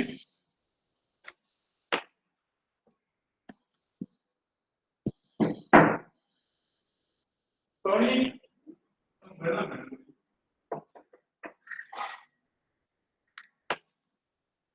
Hello. Okay. In the answer, any other answer? Okay. അല്ല, നമ്മൾ യൂണിയൻ ആണ് നമ്മൾ ചോദിക്കുന്നത്, സ്റ്റേറ്റ് അല്ല. Okay, very good. അല്ലല്ല, ഓക്കെ, ശരി. ഓക്കെ, സോ ഈ എക്സിക്യൂട്ടീവ് എന്ന് പറയുന്നത് നിങ്ങൾ എപ്പോഴും ശ്രദ്ധിക്കേണ്ട ഒരു കാര്യം, നിങ്ങളുടെ നമ്മൾ സ്റ്റാറ്റ്യൂട്ടറി ലോ ആണ് പഠിക്കുന്നെങ്കിൽ നിങ്ങൾ ബെയർ ആക്ട് യൂസ് ചെയ്യണം. അപ്പൊ ബെയർ ആക്ട് നിങ്ങൾ എടുത്തിട്ട് നിങ്ങളുടെ ആരുടെങ്കിലും കയ്യിൽ ബെയർ ആക്ട് ഉണ്ടെങ്കിൽ നിങ്ങളൊന്ന് നോക്കിക്കഴിഞ്ഞാൽ മനസ്സിലാവും. അതില് ഇപ്പൊ നമ്മൾ എടുക്കുന്ന അതിന്റെ ടൈറ്റിൽ തന്നെ യൂണിയൻ കഴിഞ്ഞിട്ട് ചാപ്റ്റർ 1 ദി എക്സിക്യൂട്ടീവ്. ഈ ചാപ്റ്റർ 1 എക്സിക്യൂട്ടീവ് വരുന്നത് 1 is president, 2nd vice president, and then cabinet.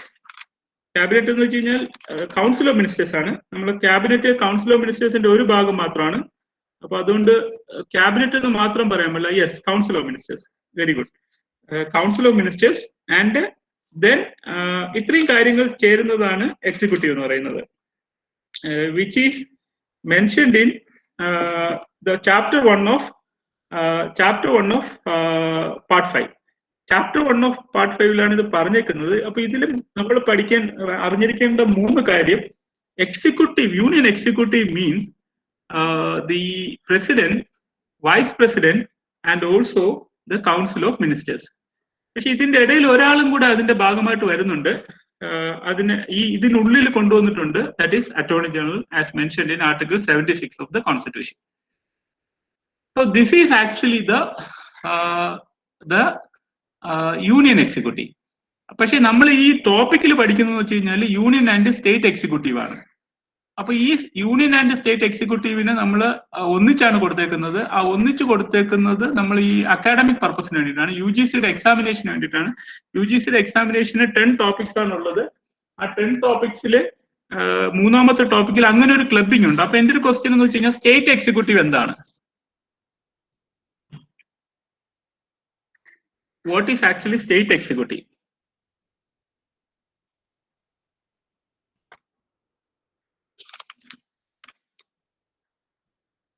State എക്സിക്യൂട്ടീവിൽ എന്തൊക്കെ വരുന്നു എന്നുള്ളതാണ്. സിമ്പിൾ ആണ്. ഇത് വലിയ പ്രശ്നമുള്ള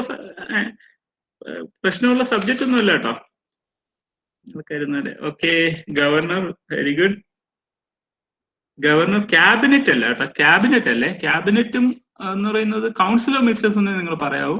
അതിനുള്ളിൽ വരുന്ന ഒരു സംവിധാനമാണ് ക്യാബിനറ്റ് എന്ന് പറയുന്നത് കേട്ടോ. പക്ഷേ അതിനുള്ളിൽ വരുന്ന വേറൊരു സംവിധാനമാണ് the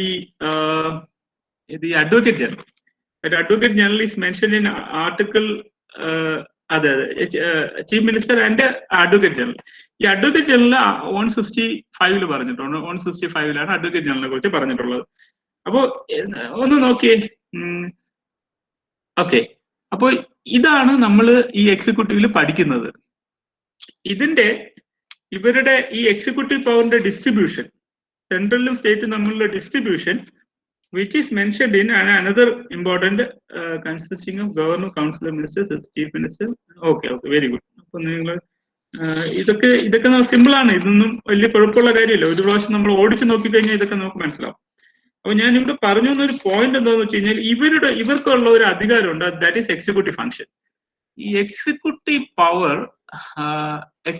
പവർ നമ്മൾ ഈ അഡ്മിനിസ്ട്രേറ്റീവ് ലോയിലേക്ക് നമ്മളൊന്ന് പോവേണ്ടി വരെ, ഒന്ന് ചിന്തിച്ചാൽ മതി. ഈ അഡ്മിനിസ്ട്രേറ്റീവ് ലോയിൽ നമ്മൾ പഠിച്ചിട്ടുണ്ട്, ഈ അഡ്മിനിസ്ട്രേറ്റീവ് ഫംഗ്ഷന് നമുക്ക് 4ആയിട്ട് ഡിവൈഡ് ചെയ്യാം. You know what are the different administrative functions? Administrative authority, എക്സിക്യൂട്ടീവിന്റെ ഫംഗ്ഷനെ നമുക്ക് 4ആയിട്ട് ഡിവൈഡ് ചെയ്യാം. ആർക്കെങ്കിലും പറയാൻ പറ്റൂ? പറയണ്ട, ചാറ്റ് ചെയ്താൽ മതി എന്തൊക്കെയാണ്.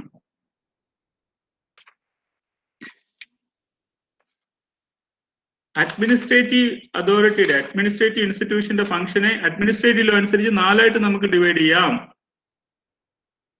ഞാൻ നിങ്ങളെ ക്ലാസ്സിലായിരുന്നെങ്കിൽ ഇപ്പോ എനിക്ക് അടി തരേണ്ടി വന്നേനെ, കാരണം ക്ലാസ്സിലല്ലാത്തത് കൊണ്ട് കുഴപ്പമില്ല. പിന്നെ പ്ലാൻ ചെയ്യേണ്ട ആൾക്കാരെല്ലാം ഞാൻ പ്ലാൻ ചെയ്യിക്കണേ. ഓക്കെ എന്താ വെച്ച് കഴിഞ്ഞാല്, one is you please note, one is executive function, second one is the quasi judicial function, third one is the quasi legislative function, fourth one is pure ministerial function. അപ്പൊ ഈ 4 administrative ലോയിലെ function പഠിക്കുന്നത്. നമ്മൾ ഏത് book എടുത്ത് നോക്കിയാലും അത് കാണാൻ പറ്റും. 4 ഫംഗ്ഷൻ ആണുള്ളത്. ഈ 4 ഫംഗ്ഷനില് ഈ എക്സിക്യൂട്ടീവ് ഫംഗ്ഷൻ ഉണ്ട്, പിന്നെ രണ്ടാമത് ലെജിസ്ലേറ്റീവ് ഫംഗ്ഷൻ ഉണ്ട്. അതാണ് നമ്മൾ ഡെലിഗേറ്റഡ് ലെജിസ്ലേഷൻ എന്ന് പറഞ്ഞ് പഠിക്കുന്നത്. അത് that is also very important, delegated legislation. മൂന്നാമത് പഠിക്കുന്നതാണ് അഡ്ജൂഡിക്കേഷൻ. അതായത് ജുഡീഷ്യറി ചെയ്യുന്ന ഫംഗ്ഷൻ ഇവർ ചെയ്യും because of some genuine reasons. And what are that genuine reasons? അത് നമ്മൾ പഠിക്കും. ജുഡീഷ്യറിക്ക് ചില ലിമിറ്റേഷൻ ഉണ്ട്. ആ ലിമിറ്റേഷൻ കൊണ്ട് നമ്മൾ വേറെ അഡ്മിനിസ്ട്രേറ്റീവ് സിസ്റ്റം ക്രിയേറ്റ് ചെയ്തിട്ട് അവർക്ക് അഡ്ജൂഡിക്കേറ്റീവ് ഫംഗ്ഷൻ കൊടുക്കും, which is constitutionally recognised. In which constitutional amendment it is constitutionally recognized?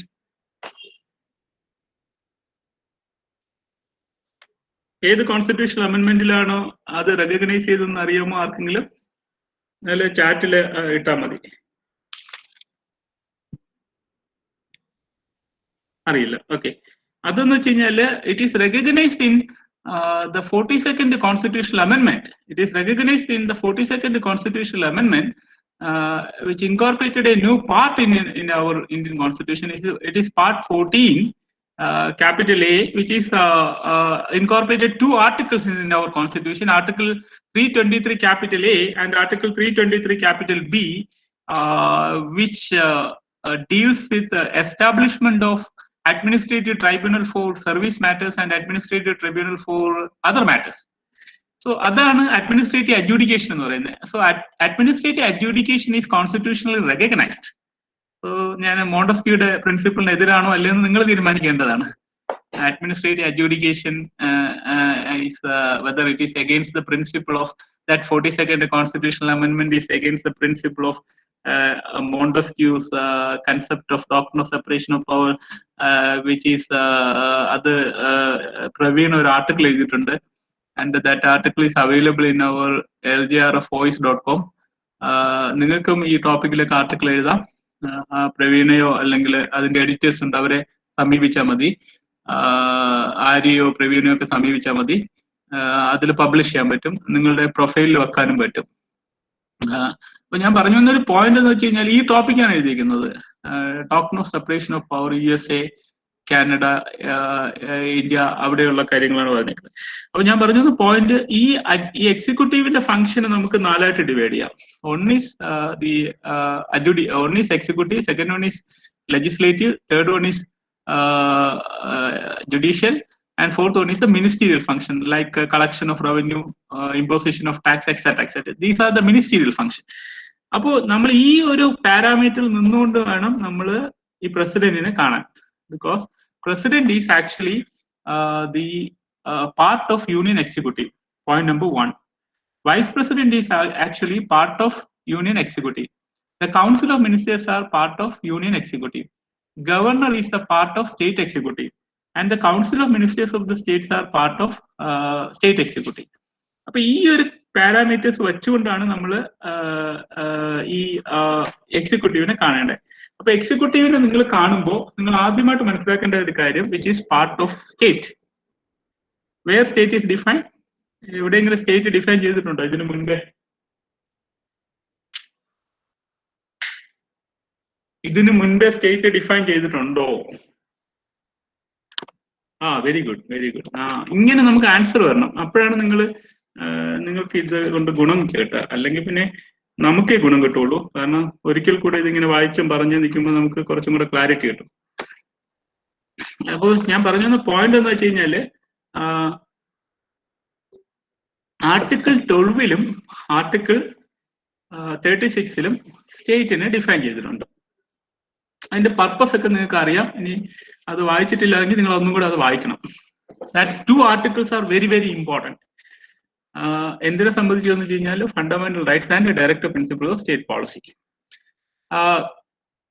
അപ്പൊ അവിടെ നമ്മൾ പഠിച്ചിരിക്കുന്നത് സ്റ്റേറ്റ് എന്ന് പറഞ്ഞു കഴിഞ്ഞാൽ includes parliament and government, which means the union government. അതാണ് നമ്മളിപ്പോൾ പഠിക്കുന്നത്.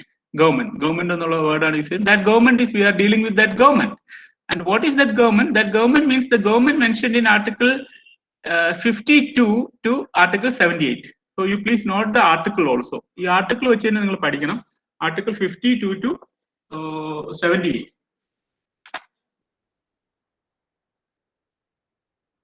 ഇതിനുള്ളിലാണ് പ്രസിഡന്റ്, വൈസ് പ്രസിഡന്റും കൗൺസിൽ ഓഫ് മിനിസ്റ്റേഴ്സും വരുന്നത്. അപ്പോ ഈ ഉണ്ടോ, അപ്പോ വീണ്ടും ആ സ്റ്റേറ്റിനെ നിങ്ങൾ കാണുന്നു. ആ സ്റ്റേറ്റ് റിപ്പീറ്റഡ് ആയിട്ട് ഡിഫൈൻ ചെയ്യുന്നു. വീണ്ടും ആ സ്റ്റേറ്റിന്റെ യഥാർത്ഥ ഫോമാറ്റിലേക്ക് വരികയാണ്. അപ്പൊ ആ സ്റ്റേറ്റിന്റെ ഫോമാറ്റിലേക്ക് വരുമ്പോൾ ഈ സ്റ്റേറ്റിന്റെ the state is a creature.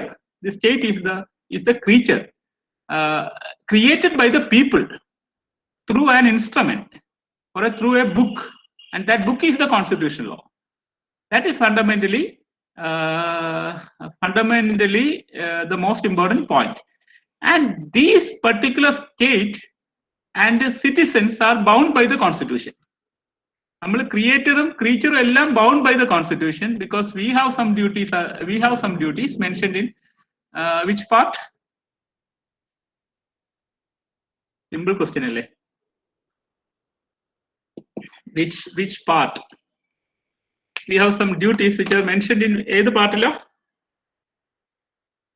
Okay, അതാ കറക്റ്റ്. മതി. അപ്പോ ഞാൻ പറഞ്ഞ പോയിന്റ് കണ്ടേ, അത് നമ്മളും ഇത് ഈ ഒരു ഡോക്യുമെന്റ് ക്രിയേറ്റ് ചെയ്തെന്ന് വെച്ച് കഴിഞ്ഞാൽ നമ്മൾ ഈ ഡോക്യുമെന്റിന്റെ എക്സെപ്ഷൻ ഒന്നുമില്ല. ബിക്കോസ് ഈ ഡോക്യുമെന്റ് നമുക്ക് ചില ഡ്യൂട്ടി ഇമ്പോസ് ചെയ്യുന്നുണ്ട്. And this particular document confer the most important rights. That is also very important. അപ്പോൾ നമുക്ക് ക്രിയേറ്ററിന് റൈറ്റ്സും ഡ്യൂട്ടീസും ഇമ്പോസ് ചെയ്യുന്ന ഡോക്യുമെന്റ് ആണ്, ക്രീച്ചറിനും റൈറ്റ്സും ഡ്യൂട്ടീസും ഇമ്പോസ് ചെയ്യുന്ന ഡോക്യുമെന്റ് ആണ്. So the most important thing is the creator and the creatures are bound by article 14, which is the rule of law. ഈ റൂൾ ഓഫ് ലോയ്ക്ക് ബൗണ്ട് ആണ് ആരെന്ന് വെച്ച് കഴിഞ്ഞാല് ക്രിയേറ്ററും ക്രീച്ചറും. നമ്മളും ഈ റൂൾ ഓഫ് ലോ ആക്സെപ്റ്റ് ചെയ്യണം, സ്റ്റേറ്റും ഈ റൂൾ ഓഫ് ലോ ആക്സെപ്റ്റ് ചെയ്യണം. പിന്നെ absence of any particular privilege, എന്തെങ്കിലും പ്രിവിലേജ് ആർക്കെങ്കിലും കൊടുക്കുന്നെങ്കിൽ അതിനൊരു ക്രൈറ്റീരിയ വേണം. That criteria is intelligible, difference and rational access. That criteria is very important thing, whether you are a citizen or whether you are a state. Whether you are a part of a state as an executive, judiciary or the legislature, doesn't matter. There must be some criteria in order to provide any privileges to any institution or any class of citizens. Appo ആ ഒരു criteria is A very important thing. ആ criteria വളരെ important ആയിട്ടുള്ള കാര്യമാണ്. അല്ലെങ്കിൽ നമ്മളും ഗവൺമെന്റും തമ്മിലൊരു ഡിഫറൻസ് ഒന്നുമില്ല. ഇത് ക്രിയേറ്റ് ചെയ്തിരിക്കുന്നു എന്തിനു വേണ്ടിയിട്ടെന്ന് വെച്ച് കഴിഞ്ഞാൽ ഇത് മാനേജ് ചെയ്യാൻ വേണ്ടിയിട്ട്, അല്ലെങ്കിൽ മാനേജ് ചെയ്യാൻ പറ്റില്ല. മാനേജ് ചെയ്യാനായിട്ട് ഇൻസ്റ്റിറ്റ്യൂഷൻ വേണം. ഈ മാനേജ് ചെയ്യാനായിട്ട് കൊടുത്തേക്കുന്ന ഇൻസ്റ്റിറ്റ്യൂഷൻ മാത്രമാണ് ഈ ഗവൺമെന്റ് എന്ന് പറയുന്നത്. അപ്പോ നമ്മൾ നോക്കേണ്ട ഒരു പോയിന്റ് എന്താന്ന് വെച്ച് കഴിഞ്ഞാല്, ഈ എക്സിക്യൂട്ടീവിലേക്ക് വരുന്ന സമയത്ത് എക്സിക്യൂട്ടീവ് നിങ്ങൾ പ്രസിഡന്റ് മനസ്സിൽ വരിക. ഈ പ്രസിഡന്റിന്റെ മനസ്സിൽ വരുന്ന സമയത്ത് ഈ പ്രസിഡന്റിനെ നമുക്ക് ഒരിടത്ത് ഒതുക്കി നിർത്താൻ പറ്റുന്ന ഒരാളല്ല. അതാണ് ഈ പ്രസിഡന്റിന്റെ ഒരു പ്രത്യേകത. ഒന്ന് ആർട്ടിക്കിൾ മറ്റേ അടുത്ത 52 എടുക്കുമെന്ന് പ്രീവിയസ് ആർട്ടിക്കിൾ. അതെ. So the first institution established under Indian Constitution is the President of India, which is a constitutional institution established under Article 52 of Indian Constitution. And because of Article 52, India is a republic. Why? Because the next article of Indian Constitution specifically mentioning one of the fact that the President of India is elected indirectly from our citizens. So that is the most important vital point. അതുകൊണ്ട് നിങ്ങൾ അതിനൊരു ഭയങ്കരമായിട്ട് ഒന്ന് ശ്രദ്ധിക്കണം. കാരണം ഈ പോയിന്റിന്റെ relevancy എന്ന് വെച്ച് കഴിഞ്ഞാല് നമ്മള് ബിഫോർ ഇൻഡിപെൻഡൻസ് ആർക്കും രാജ്യം ഭരിക്കാൻ കഴിയില്ല. എന്ന് വെച്ച് കഴിഞ്ഞാൽ അതിനൊരു ഒരു പെർട്ടിക്കുലർ ആയിട്ടുള്ള ഒരു ഫിലോസഫിക്കൽ ആയിട്ടുള്ള ഒരു കൺസെപ്റ്റ് ഉണ്ടായിരുന്നു.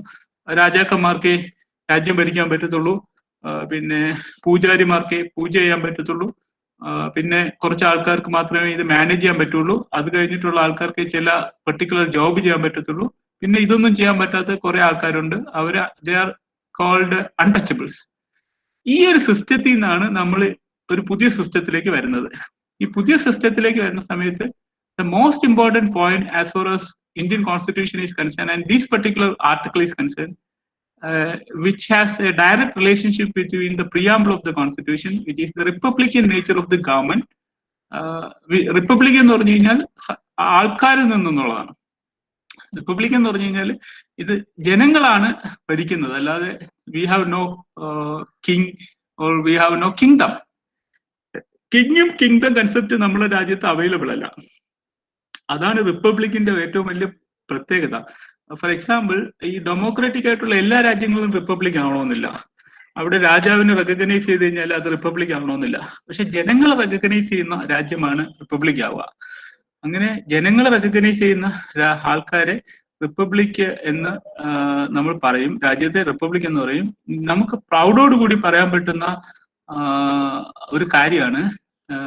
നമ്മൾ ലോകത്ത് എവിടെ പോയാലും നമുക്കൊരു കിട്ടുന്ന റെക്കഗ്നേഷന്റെ ഒരു റെക്കഗ്നേഷൻ എന്ന് വെച്ച് കഴിഞ്ഞാല് നമ്മൾ വരുന്നത് ലോകത്തിലെ ഏറ്റവും വലിയ ജനാധിപത്യ റിപ്പബ്ലിക് രാജ്യത്ത് നിന്നാണ്, ഡെമോക്രാറ്റിക് റിപ്പബ്ലിക് രാജ്യത്ത് നിന്നാണ് വരുന്നത് എന്ന് ഉള്ളത് കൊണ്ട് നമുക്ക് എപ്പോഴും ഒരു റെസ്പെക്ട് പുറം രാജ്യങ്ങളിൽ കിട്ടാറുണ്ട്. Largest democracy in the world.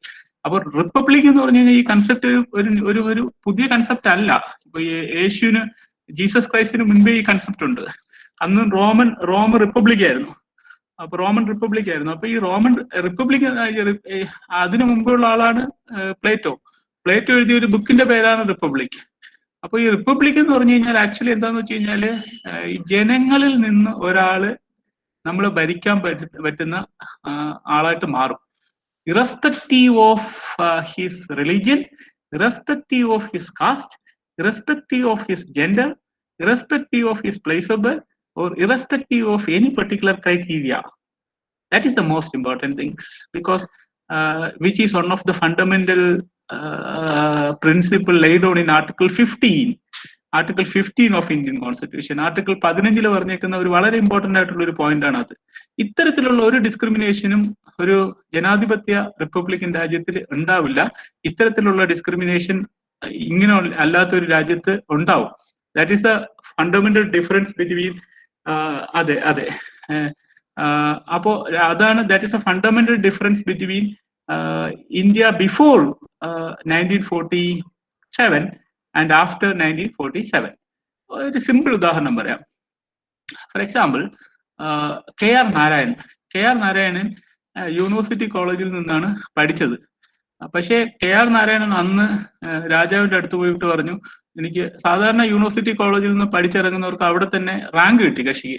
ഇപ്പൊ റാങ്ക് കിട്ടിയപ്പോൾ അധ്യാപകനായിട്ട് അവിടെ തന്നെ ജോലി കൊടുക്കും. അതൊരു കഷ്ടമായിരുന്നു. അപ്പൊ കെ ആർ നാരായണൻ അവിടെ ജോലി കൊടുത്തില്ല. കാരണം കെ ആർ നാരായണൻ ഒരു അന്ന് അൺടച്ചബിൾ എന്നാണ് അന്നും പറഞ്ഞിരുന്ന ആൾക്കാരെ. അപ്പോ scheduled caste and scheduled tribes are untouchable without any parameter, ഒരു സ്റ്റാൻഡേർഡും ഇല്ലാതെ ഇവർ ഈ ആൾക്കാർ അൺടച്ചബിൾ എന്ന് പറഞ്ഞ് വെറുതെ എത്രയോ വർഷം ക്രിസ്തുവിന് മുൻപേ മുതൽ ഈ അൺടച്ചബിലിറ്റി എന്ന് പറയുന്ന പ്രാക്ടീസ് ഇന്ത്യയിൽ തുടർന്നു വന്നത് കാരണം ഇവരിങ്ങനെ സപ്രസ്ഡ് ആയിപ്പോയി. അവരുടെ, നമുക്ക് ഈ ഹ്യൂമൻ റൈറ്റ്സ് കൊടുത്താലേ ഡെവലപ്പ് ചെയ്യാൻ പറ്റുള്ളൂ. നമ്മളെ സംസാരിക്കാൻ അനുവദിക്കണം, നമ്മളെ എഴുതാൻ അനുവദിക്കണം, നമ്മളെ ഫ്രീ ആയിട്ട് വിടണം, നമ്മളെ ലിബർട്ടിയെ റെസ്പെക്ട് ചെയ്യണം, നമ്മളെ ഡിഗ്നിറ്റിയെ റെസ്പെക്ട് ചെയ്യണം. എന്നാൽ മാത്രമേ നമുക്കൊരു സിവിലൈസ്ഡ് സൊസൈറ്റി ക്രിയേറ്റ് ചെയ്യാൻ പറ്റുള്ളൂ. അപ്പൊ ഈ ഡെമോക്രസിയിൽ നിന്നുകൊണ്ട് എപ്പോ നമ്മൾ ഫ്രീഡത്തെ റെസ്ട്രിക്ട് ചെയ്യുകയാണെങ്കിലും, ഉദാഹരണത്തിന് നമ്മൾ ആൾക്കാരെ പിടിച്ചിട്ട് ജയിലിലിട്ടേക്കാണ്, എന്നിട്ട് നമ്മുടെ സിസ്റ്റം കൊണ്ട് ഇത് ട്രയൽ ചെയ്യാനായിട്ട് കോടതി തയ്യാറാവുന്നില്ല, ഡിലേ വരുന്നു, അത് നമ്മുടെ കുറ്റമാണ്, അവരുടെ കുറ്റമല്ല. അവർ കുറ്റം ചെയ്തിട്ടുണ്ടെങ്കിൽ അവർ പറയാണ് ഞങ്ങളെ ട്രയൽ ചെയ്തിട്ട് നിങ്ങൾ ശിക്ഷിക്കുകയാണെങ്കിൽ ശിക്ഷിക്ക്, അല്ലെങ്കിൽ നമ്മളെ പുറത്തുവിടും. ഇവരെന്ത് ചെയ്തിരിക്കുന്ന 2 ദിവസം ഇന്നലത്തെ ഏഷ്യാനെറ്റിന്റെ ന്യൂസിലുണ്ടായിരുന്നു, വയനാട്ടില് ഒരാളെ 6 വർഷം കൊണ്ട് 71 വയസ്സായിരുന്ന സമയത്ത് അയാളെ 75 വയസ്സായിരുന്ന സമയത്ത് അയാളെ UAP ചുമത്തി വെല്ലൂരോ കണ്ണൂരിലെ ജയിലിലേക്ക് കൊണ്ടുപോയിട്ടുണ്ട്. അവിടുന്ന് കക്ഷിക്ക് ഇപ്പൊ ഭയങ്കര അസുഖമാണ്. അപ്പൊ ഈ കക്ഷിക്ക് നമ്മൾ എന്താ ചെയ്യേണ്ടത്? നമ്മൾ ചെയ്യേണ്ടത് കക്ഷി ഒന്നിൽ ട്രയൽ ചെയ്ത് ശിക്ഷിക്ക്, കുഴപ്പമില്ല. ഇത് ശിക്ഷിക്കുകയില്ല, ഇങ്ങനെ പൊക്കോണ്ടിരിക്കുക. അപ്പൊ ശരിക്കും നമ്മൾ അയാളുടെ റൈറ്റിനെ വയലേറ്റ് ചെയ്യാണ്. Doesn't matter whether he is guilt or innocent. അപ്പൊ ഇത് ശരിക്കും നമ്മുടെ കോൺസ്റ്റിറ്റ്യൂഷന് എതിരാണ്, ശരിക്കും നമ്മുടെ ലീഗൽ ഡോക്യുമെന്റിന് എതിരാണ്. പക്ഷെ ഇത് പ്രാക്ടിക്കലി സംഭവിക്കുന്നു. അത് നമ്മൾ മാറ്റാനാണ് ശരിക്കും നമ്മൾ ശ്രമിക്കേണ്ടത്. as a member of the legal fraternity. It is possible. അപ്പൊ അതിനൊരു കളക്റ്റീവ് ആയിട്ടുള്ള എഫർട്ട് വേണം. ഇതുപോലുള്ള കുറെ വിഷയങ്ങൾ നമ്മുടെ സൊസൈറ്റിയിൽ ഉണ്ടാവും. അപ്പോ ഞാൻ പറഞ്ഞൊരു പോയിന്റ് എന്ന് പറഞ്ഞു കഴിഞ്ഞാല്, അന്ന് KR നാരായണന് അപ്പൊ ഈ ഒരു KR നാരായണന് അന്ന് എന്തുകൊണ്ട് ഒരു ജോലി റിജക്ട് ചെയ്തു? He's bright, he's very very bright, first rank വാങ്ങുകയും ചെയ്തു. പക്ഷെ അന്ന് പറയുന്നത് പിന്നെ ഇത് you are untouchable, because that was the reason why you are not eligible. അപ്പോ KR നാരായണ ജോലി കിട്ടിയില്ല. എന്തുകൊണ്ട് കിട്ടിയില്ല എന്ന് വെച്ച് കഴിഞ്ഞാല്, I would say that in that time India was never be a democratic republic. പക്ഷെ ഇന്ത്യ ഡെമോക്രാറ്റിക് റിപ്പബ്ലിക് ആയപ്പോൾ സെയിം KR നാരായണനെ ഈ ആർട്ടിക്കിൾ 52 അനുസരിച്ച് പ്രസിഡന്റ് ഓഫ് ഇന്ത്യ ആക്കി. That is the beauty of the constitution. അതാണ് ഇന്ത്യൻ കോൺസ്റ്റിറ്റ്യൂഷന്റെ ബ്യൂട്ടി എന്ന് വെച്ച് കഴിഞ്ഞാൽ, നമ്മളിപ്പോ കാണുന്നത് നമ്മളുടെ 80% ജനങ്ങളും ഹിന്ദുസ് ആണ്. പക്ഷെ നമ്മളിപ്പോ കാണുന്നത് നമ്മളുടെ destiny is not determined by our birth, because constitution does not recognize that particular philosophy because of the simple reason that that philosophy doesn't satisfy the parameters mentioned in the preamble and fundamental rights. പക്ഷേ constitution വന്നതിന് ശേഷം ഇത്തരം ആൾക്കാരെ uplift ചെയ്ത് അവരെ നമ്മളുടെ ബർത്തിലൂടെ അല്ല നമ്മളുടെ ഡെസ്റ്റിനി തീരുമാനിക്കുന്നത്. We will give rights, and by using that right you can develop. That is the most important point, very very important point. നിങ്ങളുടെ ഡെസ്റ്റിനി തീരുമാനിക്കുന്നത് നിങ്ങളുടെ ബർത്തിന്റെ അടിസ്ഥാനത്തിലല്ല. This is the most important point you have to keep in your mind. നമ്മൾ ആരെങ്കിലും ഈ വർഗീയത സംസാരിക്കുന്ന സമയത്ത് നമ്മൾ വളരെ ശ്രദ്ധിക്കേണ്ട ഒരു പോയിന്റ് ആണ് ഈ പോയിന്റ്. നമ്മൾ ഓരോരുത്തരുടെയും ഡെസ്റ്റിനി ബർത്തിലൂടെ തീരുമാനിച്ച് വളരെ വർഷങ്ങൾ കൊണ്ട് പല പെർട്ടിക്കുലർ ആയിട്ടുള്ള കമ്മ്യൂണിറ്റിയെ സപ്രസ് ചെയ്ത് അവർക്ക് ഡെവലപ്പ് ചെയ്യാൻ നമ്മൾ അവസരം കൊടുക്കാത്തതിന്റെ പ്രൈസ് ആണ് നമ്മളിപ്പോ പേ ചെയ്യുന്നതെന്ന്, which is mentioned in the Indira Sawhney case. We are paying the price because of the simple reason that some people of our society they are themselves believing the fact that they are superior because of some reasons, without because of some philosophy which is never reason, and that is the one of the fundamental reason why they have a responsibility to pay the debt. അപ്പൊ അവര് കടക്കാരാണ്. അപ്പൊ ആ കടം വീട്ടുകയാണ് ചെയ്യുന്നത്. ആ കടം വീട്ടിൽ തീർന്നു എന്ന് തോന്നുന്ന സമയത്ത് we can analyze by using the data. ആ യൂസിങ് ദ ഡേറ്റ വെച്ച് നമുക്ക് അനലൈസ് ചെയ്തിട്ട് എലിജിബിൾ അല്ല എന്നുണ്ടെങ്കിൽ കൊടുക്കണ്ട. പക്ഷെ ഇന്നും അവരുടെ അവസ്ഥ മോശമാണെങ്കിൽ ആ മോശമായ ആൾക്കാർക്ക് ഇനിയും കൊടുക്കണം. That is article 14. അല്ലാതെ നമ്മൾ ആർക്കും ഒരു ഫേവറും കോൺസ്റ്റിറ്റ്യൂഷൻ ചെയ്യുന്നില്ല. കോൺസ്റ്റിറ്റ്യൂഷൻ ഒരു ഫേവർ ചെയ്യുന്ന ഡോക്യുമെന്റ് അല്ല. ബിക്കോസ് കോൺസ്റ്റിറ്റ്യൂഷൻ ഫേവർ ചെയ്യുന്ന ഡോക്യുമെന്റ് ആയി കഴിഞ്ഞ് കഴിഞ്ഞാൽ കോൺസ്റ്റിറ്റ്യൂഷന്റെ ബേസിക് നേച്ചർ പോകും. അതിന്റെ നേച്ചർ പോകുന്നു വെച്ച് കഴിഞ്ഞാൽ അത് അങ്ങനെയല്ല. That is not the construction of the constitution. Constitution is a compassionate document. അപ്പൊ കോൺസ്റ്റിറ്റ്യൂഷൻ എന്ന് പറഞ്ഞു കഴിഞ്ഞാൽ ഇപ്പൊ നമ്മള് ഈ ബൈബിളിൽ നിന്ന് ചില എസെൻഷ്യൽ ഫീച്ചേഴ്സ് എടുത്തു കഴിഞ്ഞാൽ ബൈബിൾ ആവും. ഫോർ എക്സാമ്പിൾ ലവ്, ഫോർഗീവ്നെസ് ഒക്കെ എടുത്തു കളഞ്ഞു കഴിഞ്ഞാൽ ബൈബിൾ എന്ന് പറയുന്ന ഡോക്യുമെന്റ് എന്ന് പറഞ്ഞു കഴിഞ്ഞാൽ ഒരു വിലയില്ലാത്ത ഡോക്യുമെന്റ് ആവും. നിങ്ങൾ 3 സാധനം ബൈബിളിൽ നിന്ന് എടുത്തു കഴിഞ്ഞു കഴിഞ്ഞാൽ ബൈബിള് ഒരു ഒന്നിനും കൊള്ളാത്ത ഒരു ഡോക്യുമെന്റ് ആയിട്ട് മാറും. Love, forgiveness and truth.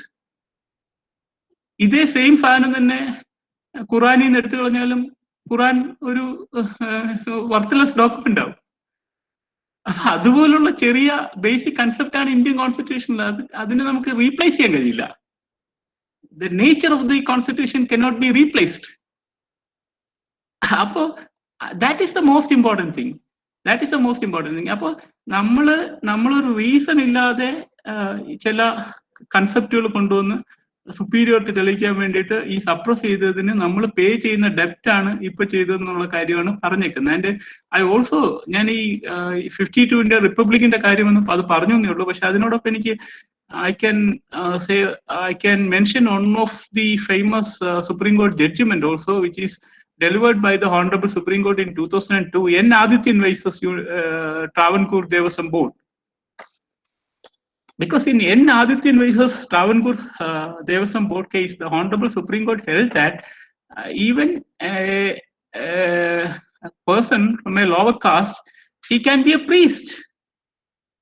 He can be a priest. അപ്പോൾ അയാൾക്കും പ്രീസ്റ്റ് ആവാം. എന്തുകൊണ്ട് പ്രീസ്റ്റ് ആയിക്കൂടാ? ഒരു അൺടച്ചബിൾ എന്ന് നമ്മൾ പറയുന്ന ഷെഡ്യൂൾഡ് കാസ്റ്റും ഷെഡ്യൂൾഡ് ട്രൈബിലുള്ള ആൾക്കാർക്കും പ്രീസ്റ്റ് ആവാം. Doesn't matter. അല്ലാതെ ബ്രാഹ്മണർക്ക് മാത്രമേ പ്രീസ്റ്റ് ആവാൻ പറ്റുള്ളൂ എന്ന് ഇല്ല. ബിക്കോസ് കോൺസ്റ്റിറ്റ്യൂഷൻ അത് റെക്കഗ്നൈസ് ചെയ്യുന്നില്ല. Because constitution does not recognise the destiny of any person based on their birth, but constitution recognise the destiny of their the citizens of India by providing opportunities. By providing opportunities and rights. By providing opportunities and rights which is mentioned in the directive principles of state policy, fundamental rights and the preamble of the constitution. അപ്പൊ ആദ്യത്തിന്റെ കേസിൽ കോടതി പറഞ്ഞു നമുക്ക് ആർക്ക് വേണമെങ്കിലും priest ആവാന്ന് പറഞ്ഞിട്ട് അന്ന് മുതൽ ട്രാവൻകൂർ ദേവസ്വം ബോർഡിന്റെ പോളിസി മാറ്റി. പിന്നെ അവിടെ ആർക്ക് വേണമെങ്കിലും പ്രീസ്റ്റ് ആവാന്ന് പറഞ്ഞു. ആ ജഡ്ജ്മെന്റ് നിങ്ങൾ വായിക്കുമ്പോൾ മനസ്സിലാവും. അതിന് ചില പ്രീസ്റ്റിന്റെ ഇൻസ്റ്റിറ്റ്യൂഷൻ ഉണ്ട്, അവിടെ പോയിട്ട് നിങ്ങൾ പഠിക്കുക, you can be A priest. അപ്പൊ അത് പറഞ്ഞു. അപ്പൊ ഇപ്പൊ തന്നെ നമ്മൾ നോക്കും, നമ്മുടെ ലോ മിനിസ്റ്റർ എന്ന് പറഞ്ഞു കഴിഞ്ഞാല് ഒരു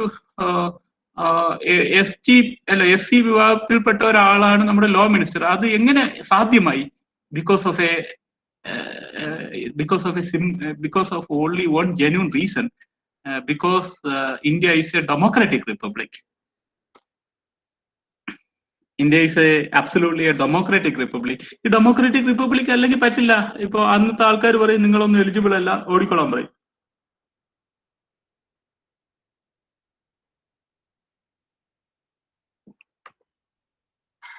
ഞാൻ ഇത് സ്റ്റാർട്ടിംഗ് പോയിന്റിൽ നിൽക്കുന്നുണ്ടെങ്കിലും ഞാൻ ഇതിന്റെ ഡിഫറെന്റ് ഡയമെൻഷൻ നിങ്ങളോടൊന്ന് മെൻഷൻ ചെയ്തിട്ട് നമുക്ക് ഇതിലേക്ക് പോകാം. നമുക്കൊരു ക്ലാസ് കൂടുതൽ എടുക്കുന്നത് തെറ്റില്ല, കാരണം സമയമുണ്ട്, ധാരാളം സമയമുണ്ട്. അതുകൊണ്ട് 1-2 ക്ലാസ് നമുക്ക് അഡീഷണൽ ആയിട്ട് എടുക്കാം. പക്ഷെ നിങ്ങൾ ഈ ഡയമെൻഷനിലാണ് ചിന്തിക്കേണ്ടത്.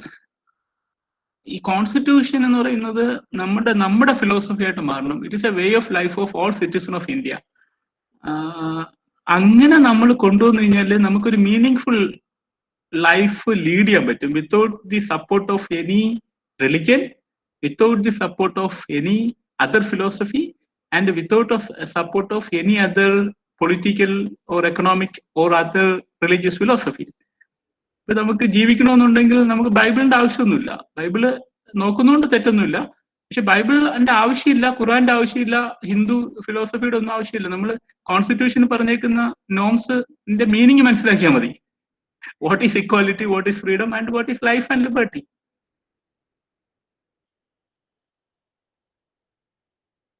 N. Adityan versus state Travancore Devasam Board. N. Adityan versus Travancore Devasam Board. നമ്മൾ എല്ലാവരും ഒരുപോലെ കണ്ടു കഴിഞ്ഞാൽ എല്ലാ പ്രശ്നങ്ങളും മാറും. നമുക്ക് എന്തുകൊണ്ട് കാണാൻ പറ്റുന്നില്ല എന്ന് വെച്ച് കഴിഞ്ഞാൽ നമ്മുടെ പഴയ ഫിലോസഫീസ് നമ്മൾ ഇൻകൾക്കേറ്റ് ചെയ്തു പോയി. That is a reason. പഴയ ഫിലോസഫീസ് നമ്മളിൽ ഭയങ്കരമായിട്ട് റൂട്ടഡ് ആണ്, consciously or unconsciously. In some cases it is unconscious, in many of the cases conscious. അപ്പൊ ഈ കോൺഷ്യസ് ആയിട്ട് അൺകോൺഷ്യസ് ആയിട്ട് കിടക്കുന്നതിനെ കോൺഷ്യസ് ആക്കാൻ ആരെങ്കിലും ശ്രമിക്കുകയാണെങ്കിൽ നമ്മൾ അത് എതിർത്തില്ല എന്നുണ്ടെങ്കിൽ കോൺസ്റ്റിറ്റ്യൂഷനെ ഡിഫെൻഡ് ചെയ്യാൻ നമ്മൾ തയ്യാറാവുന്നില്ല എന്നാണ് എൻ്റെ അർത്ഥം.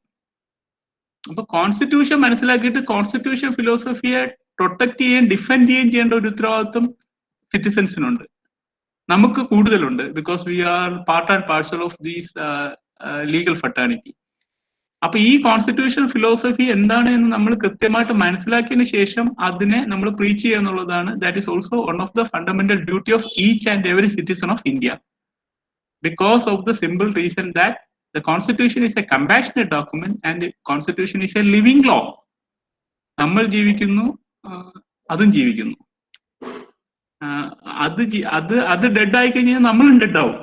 ബിക്കോസ് ആർക്കും എങ്ങനെയും ചെയ്യാം, എന്തും ചെയ്യാം. There is no value of freedom, there is no value of equality, there is no value of life, liberty and dignity of individuals. So that is a very very important thing as far as Indian Constitution is concerned. അപ്പൊ നമ്മൾ അതിനെ കുറിച്ച് കൃത്യമായിട്ടുള്ള കാര്യങ്ങൾ അതിൻ്റെതായ അർത്ഥത്തിൽ പഠിച്ചിട്ട് നമ്മൾ അതിന്റെ ഒരു അതിനെ ആ ലിറ്ററസി സ്പ്രെഡ് ചെയ്യുന്ന ആൾക്കാരായിട്ട് മാറേണ്ടതായിട്ട് ഉണ്ട് എന്നുള്ളതിന് യാതൊരു സംശയമില്ല. It is the duty of a law student, it is the duty of a law teacher, it is the duty of a lawyer, it is the duty of a judge. ഇത് എല്ലാവരുടെയും നമ്മുടെ ഡ്യൂട്ടിയാണ്, നമുക്കറിയാം ലോ അറിയാവുന്ന ആൾക്കാരെന്നുള്ള നിലയിൽ. ഇപ്പൊ ഞാൻ പറഞ്ഞത് അങ്ങനെ ഒരു സുന്ദരമായ സമത്വസുന്ദരമായ രാജ്യം കെട്ടിപ്പടുക്കാനായിട്ട് ഈ ഡോക്യുമെന്റിലൂടെ പറ്റും. പക്ഷെ അതിന് കൃത്യമായിട്ട് നമുക്ക് അതിന്റെ അണ്ടർസ്റ്റാൻഡിങ് വരണമെന്നുള്ളതാണ് ഇമ്പോർട്ടൻറ്റ്. ഞാൻ ഇതിലേക്ക് പോകുന്നതിന് മുമ്പേ ഈ കോൺസ്റ്റിറ്റ്യൂഷന്റെ എക്സിക്യൂട്ടീവിലേക്ക് വരുന്നതിന് മുമ്പേ ഞാൻ പറഞ്ഞ point, as far as article 52 is concerned, any one of the citizen, you know that India is a very very diversified country, but any one of the citizen, whether he is a male or female doesn't matter, whether he is from a backward community or a forward community, forward and backward community എന്നുള്ള concept തന്നെ constitution is not recognized. അത് നമ്മൾ പണ്ടുണ്ടാക്കിയതിനെ ഇപ്പോൾ follow up ചെയ്യേണ്ടി വരുന്ന ഒരു ഇതുകൊണ്ടാണ് വരുന്നത്. അല്ലാതെ കാസ്റ്റിനെ ഒന്ന് വെച്ചിട്ടല്ല കോൺസ്റ്റിറ്റ്യൂഷൻ ക്രൈറ്റീരിയ കണ്ടെത്താൻ ശ്രമിക്കുന്നത്, ക്ലാസിനെ വെച്ചിട്ടാണ്. Backward class or economically backward class, not caste. പക്ഷെ ഒരു കാസ്റ്റ് അതിൽ വന്നു പോകുന്നതാണ്. അപ്പോ ഞാൻ പറഞ്ഞ പോയിന്റ് എന്ന് വെച്ച് കഴിഞ്ഞാല്, അപ്പോ ഇതൊന്നും ഒരു ക്രൈറ്റീരിയ അല്ല, ഇതൊന്നും ഒരു മാനദണ്ഡമല്ല. ഒരു സാധാരണ ഒരാളിനെ നമ്മുടെ ഏറ്റവും വലിയ പോസ്റ്റിലേക്ക് നമ്മുടെ റൂളറാക്കി മാറ്റാനായിട്ടുള്ള കേപ്പബിലിറ്റി ഉള്ള ഡോക്യുമെന്റ് ആണ് ഇന്ത്യൻ കോൺസ്റ്റിറ്റ്യൂഷൻ. അതിന് ഏറ്റവും വലിയൊരു ഉദാഹരണമാണ് A person from Kerala and A person from Tamil Nadu and KR Narayan and Abdul Kalam. And one is from a backward community and another one is from a more backward community. അപ്പൊ ഇവർക്ക് opportunity കൊടുക്കുന്ന, അങ്ങനെയാണ് നമുക്ക് എന്ത് ചെയ്യാൻ പറ്റുമെന്ന് വെച്ച് കഴിഞ്ഞാൽ യഥാർത്ഥ ഇക്വാലിറ്റി ക്രിയേറ്റ് ചെയ്യണം. യഥാർത്ഥ ഇക്വാലിറ്റി ക്രിയേറ്റ് ചെയ്ത് കഴിഞ്ഞാൽ നമുക്ക് ഇങ്ങനെയുള്ള വകഭേദങ്ങളൊന്നും നമ്മുടെ മനസ്സിൽ വരാൻ പാടില്ല. അപ്പോ ആരുടെയെങ്കിലും മനസ്സിൽ ഇത് വരികയാണെങ്കിൽ അത് അവർക്ക് കോൺസ്റ്റിറ്റ്യൂഷൻ അറിഞ്ഞുകൂടാത്തത് കൊണ്ട് വരുന്നതാണ്. അപ്പൊ നമ്മൾ അത് മാറ്റണം. എങ്ങനെ മാറ്റണം? ഇതാണ് കോൺസ്റ്റിറ്റ്യൂഷൻ എന്ന് പറഞ്ഞു കൊടുത്ത് മാറ്റണം. അതെങ്ങനെയാണ് മാറ്റേണ്ടത്? അടിച്ചും പിടിച്ചുമല്ല മാറ്റേണ്ടത്, in A gentle way. That gentle way is a very important thing. നമ്മളത് പറഞ്ഞുകൊണ്ടിരിക്കുക, this is the right thing, this is the right thing by using the way of Gandhi. Because ഗാന്ധിയുടെ വേ യൂസ് ചെയ്തിട്ടാണ് നമുക്ക് ചെയ്യാൻ പറ്റുക. കാരണം ആ ഗാന്ധിയുടെ വേ എന്ന് പറയുന്ന അഹിംസയും ട്രൂത്തും ലവ് ആൻഡ് അഫെക്ഷനും ആണ് ഈ കോൺസ്റ്റിറ്റ്യൂഷന്റെ ഹിസ്റ്റോറിക്കൽ ബാക്ക്ഗ്രൗണ്ട്. ബിക്കോസ് ഈ കോൺസ്റ്റിറ്റ്യൂഷന്റെ ഹിസ്റ്റോറിക്കൽ ബാക്ക്ഗ്രൗണ്ട് ബേസ് ചെയ്തിരിക്കുന്നത് 5 പ്രിൻസിപ്പിളിന്റെ അടിസ്ഥാനത്തിലാണല്ലോ. അതിൽ 5 പ്രിൻസിപ്പിൾ, ട്രൂത്ത്, പിന്നെ ഈ പറഞ്ഞ നമ്മൾ നേരത്തെ പഠിപ്പിച്ചിട്ടുണ്ടല്ലോ, അതായത് സ്വരാജ്, പിന്നെ രണ്ട് പോയിന്റും കൂടെ പറഞ്ഞിട്ടുണ്ട്, അന്ത്യോദയ ആൻഡ് സർവോദയ. ട്രൂത്ത്, അന്ത്യോദയ, സർവോദയ എന്നൊക്കെ പറഞ്ഞ പ്രിൻസിപ്പിൾസ് ആണ്. ഈ പ്രിൻസിപ്പിൾസ് എന്ന് പറയുന്ന ഈ ഒരു ബേസിക് കൺസെപ്റ്റ് ആണെന്ന് വെച്ച് കഴിഞ്ഞാൽ നമ്മൾ ജെന്റിലി ഡീൽ ചെയ്യുക, നോൺ വയലന്റ് ആയിട്ട് ഡീൽ ചെയ്യുക, കമ്പാഷനേറ്റ് ആയിട്ട് ഡീൽ ചെയ്യുക, ലവ് ആൻഡ് അഫെക്ഷനോട് ഡീൽ ചെയ്യുക, ട്രൂത്തിൽ നിൽക്കുക. അപ്പൊ നമുക്ക് അടുത്ത ക്ലാസ്സിൽ ഇതിന്റെ ഫോളോ അപ്പ് ചെയ്യാം. So thank you very much.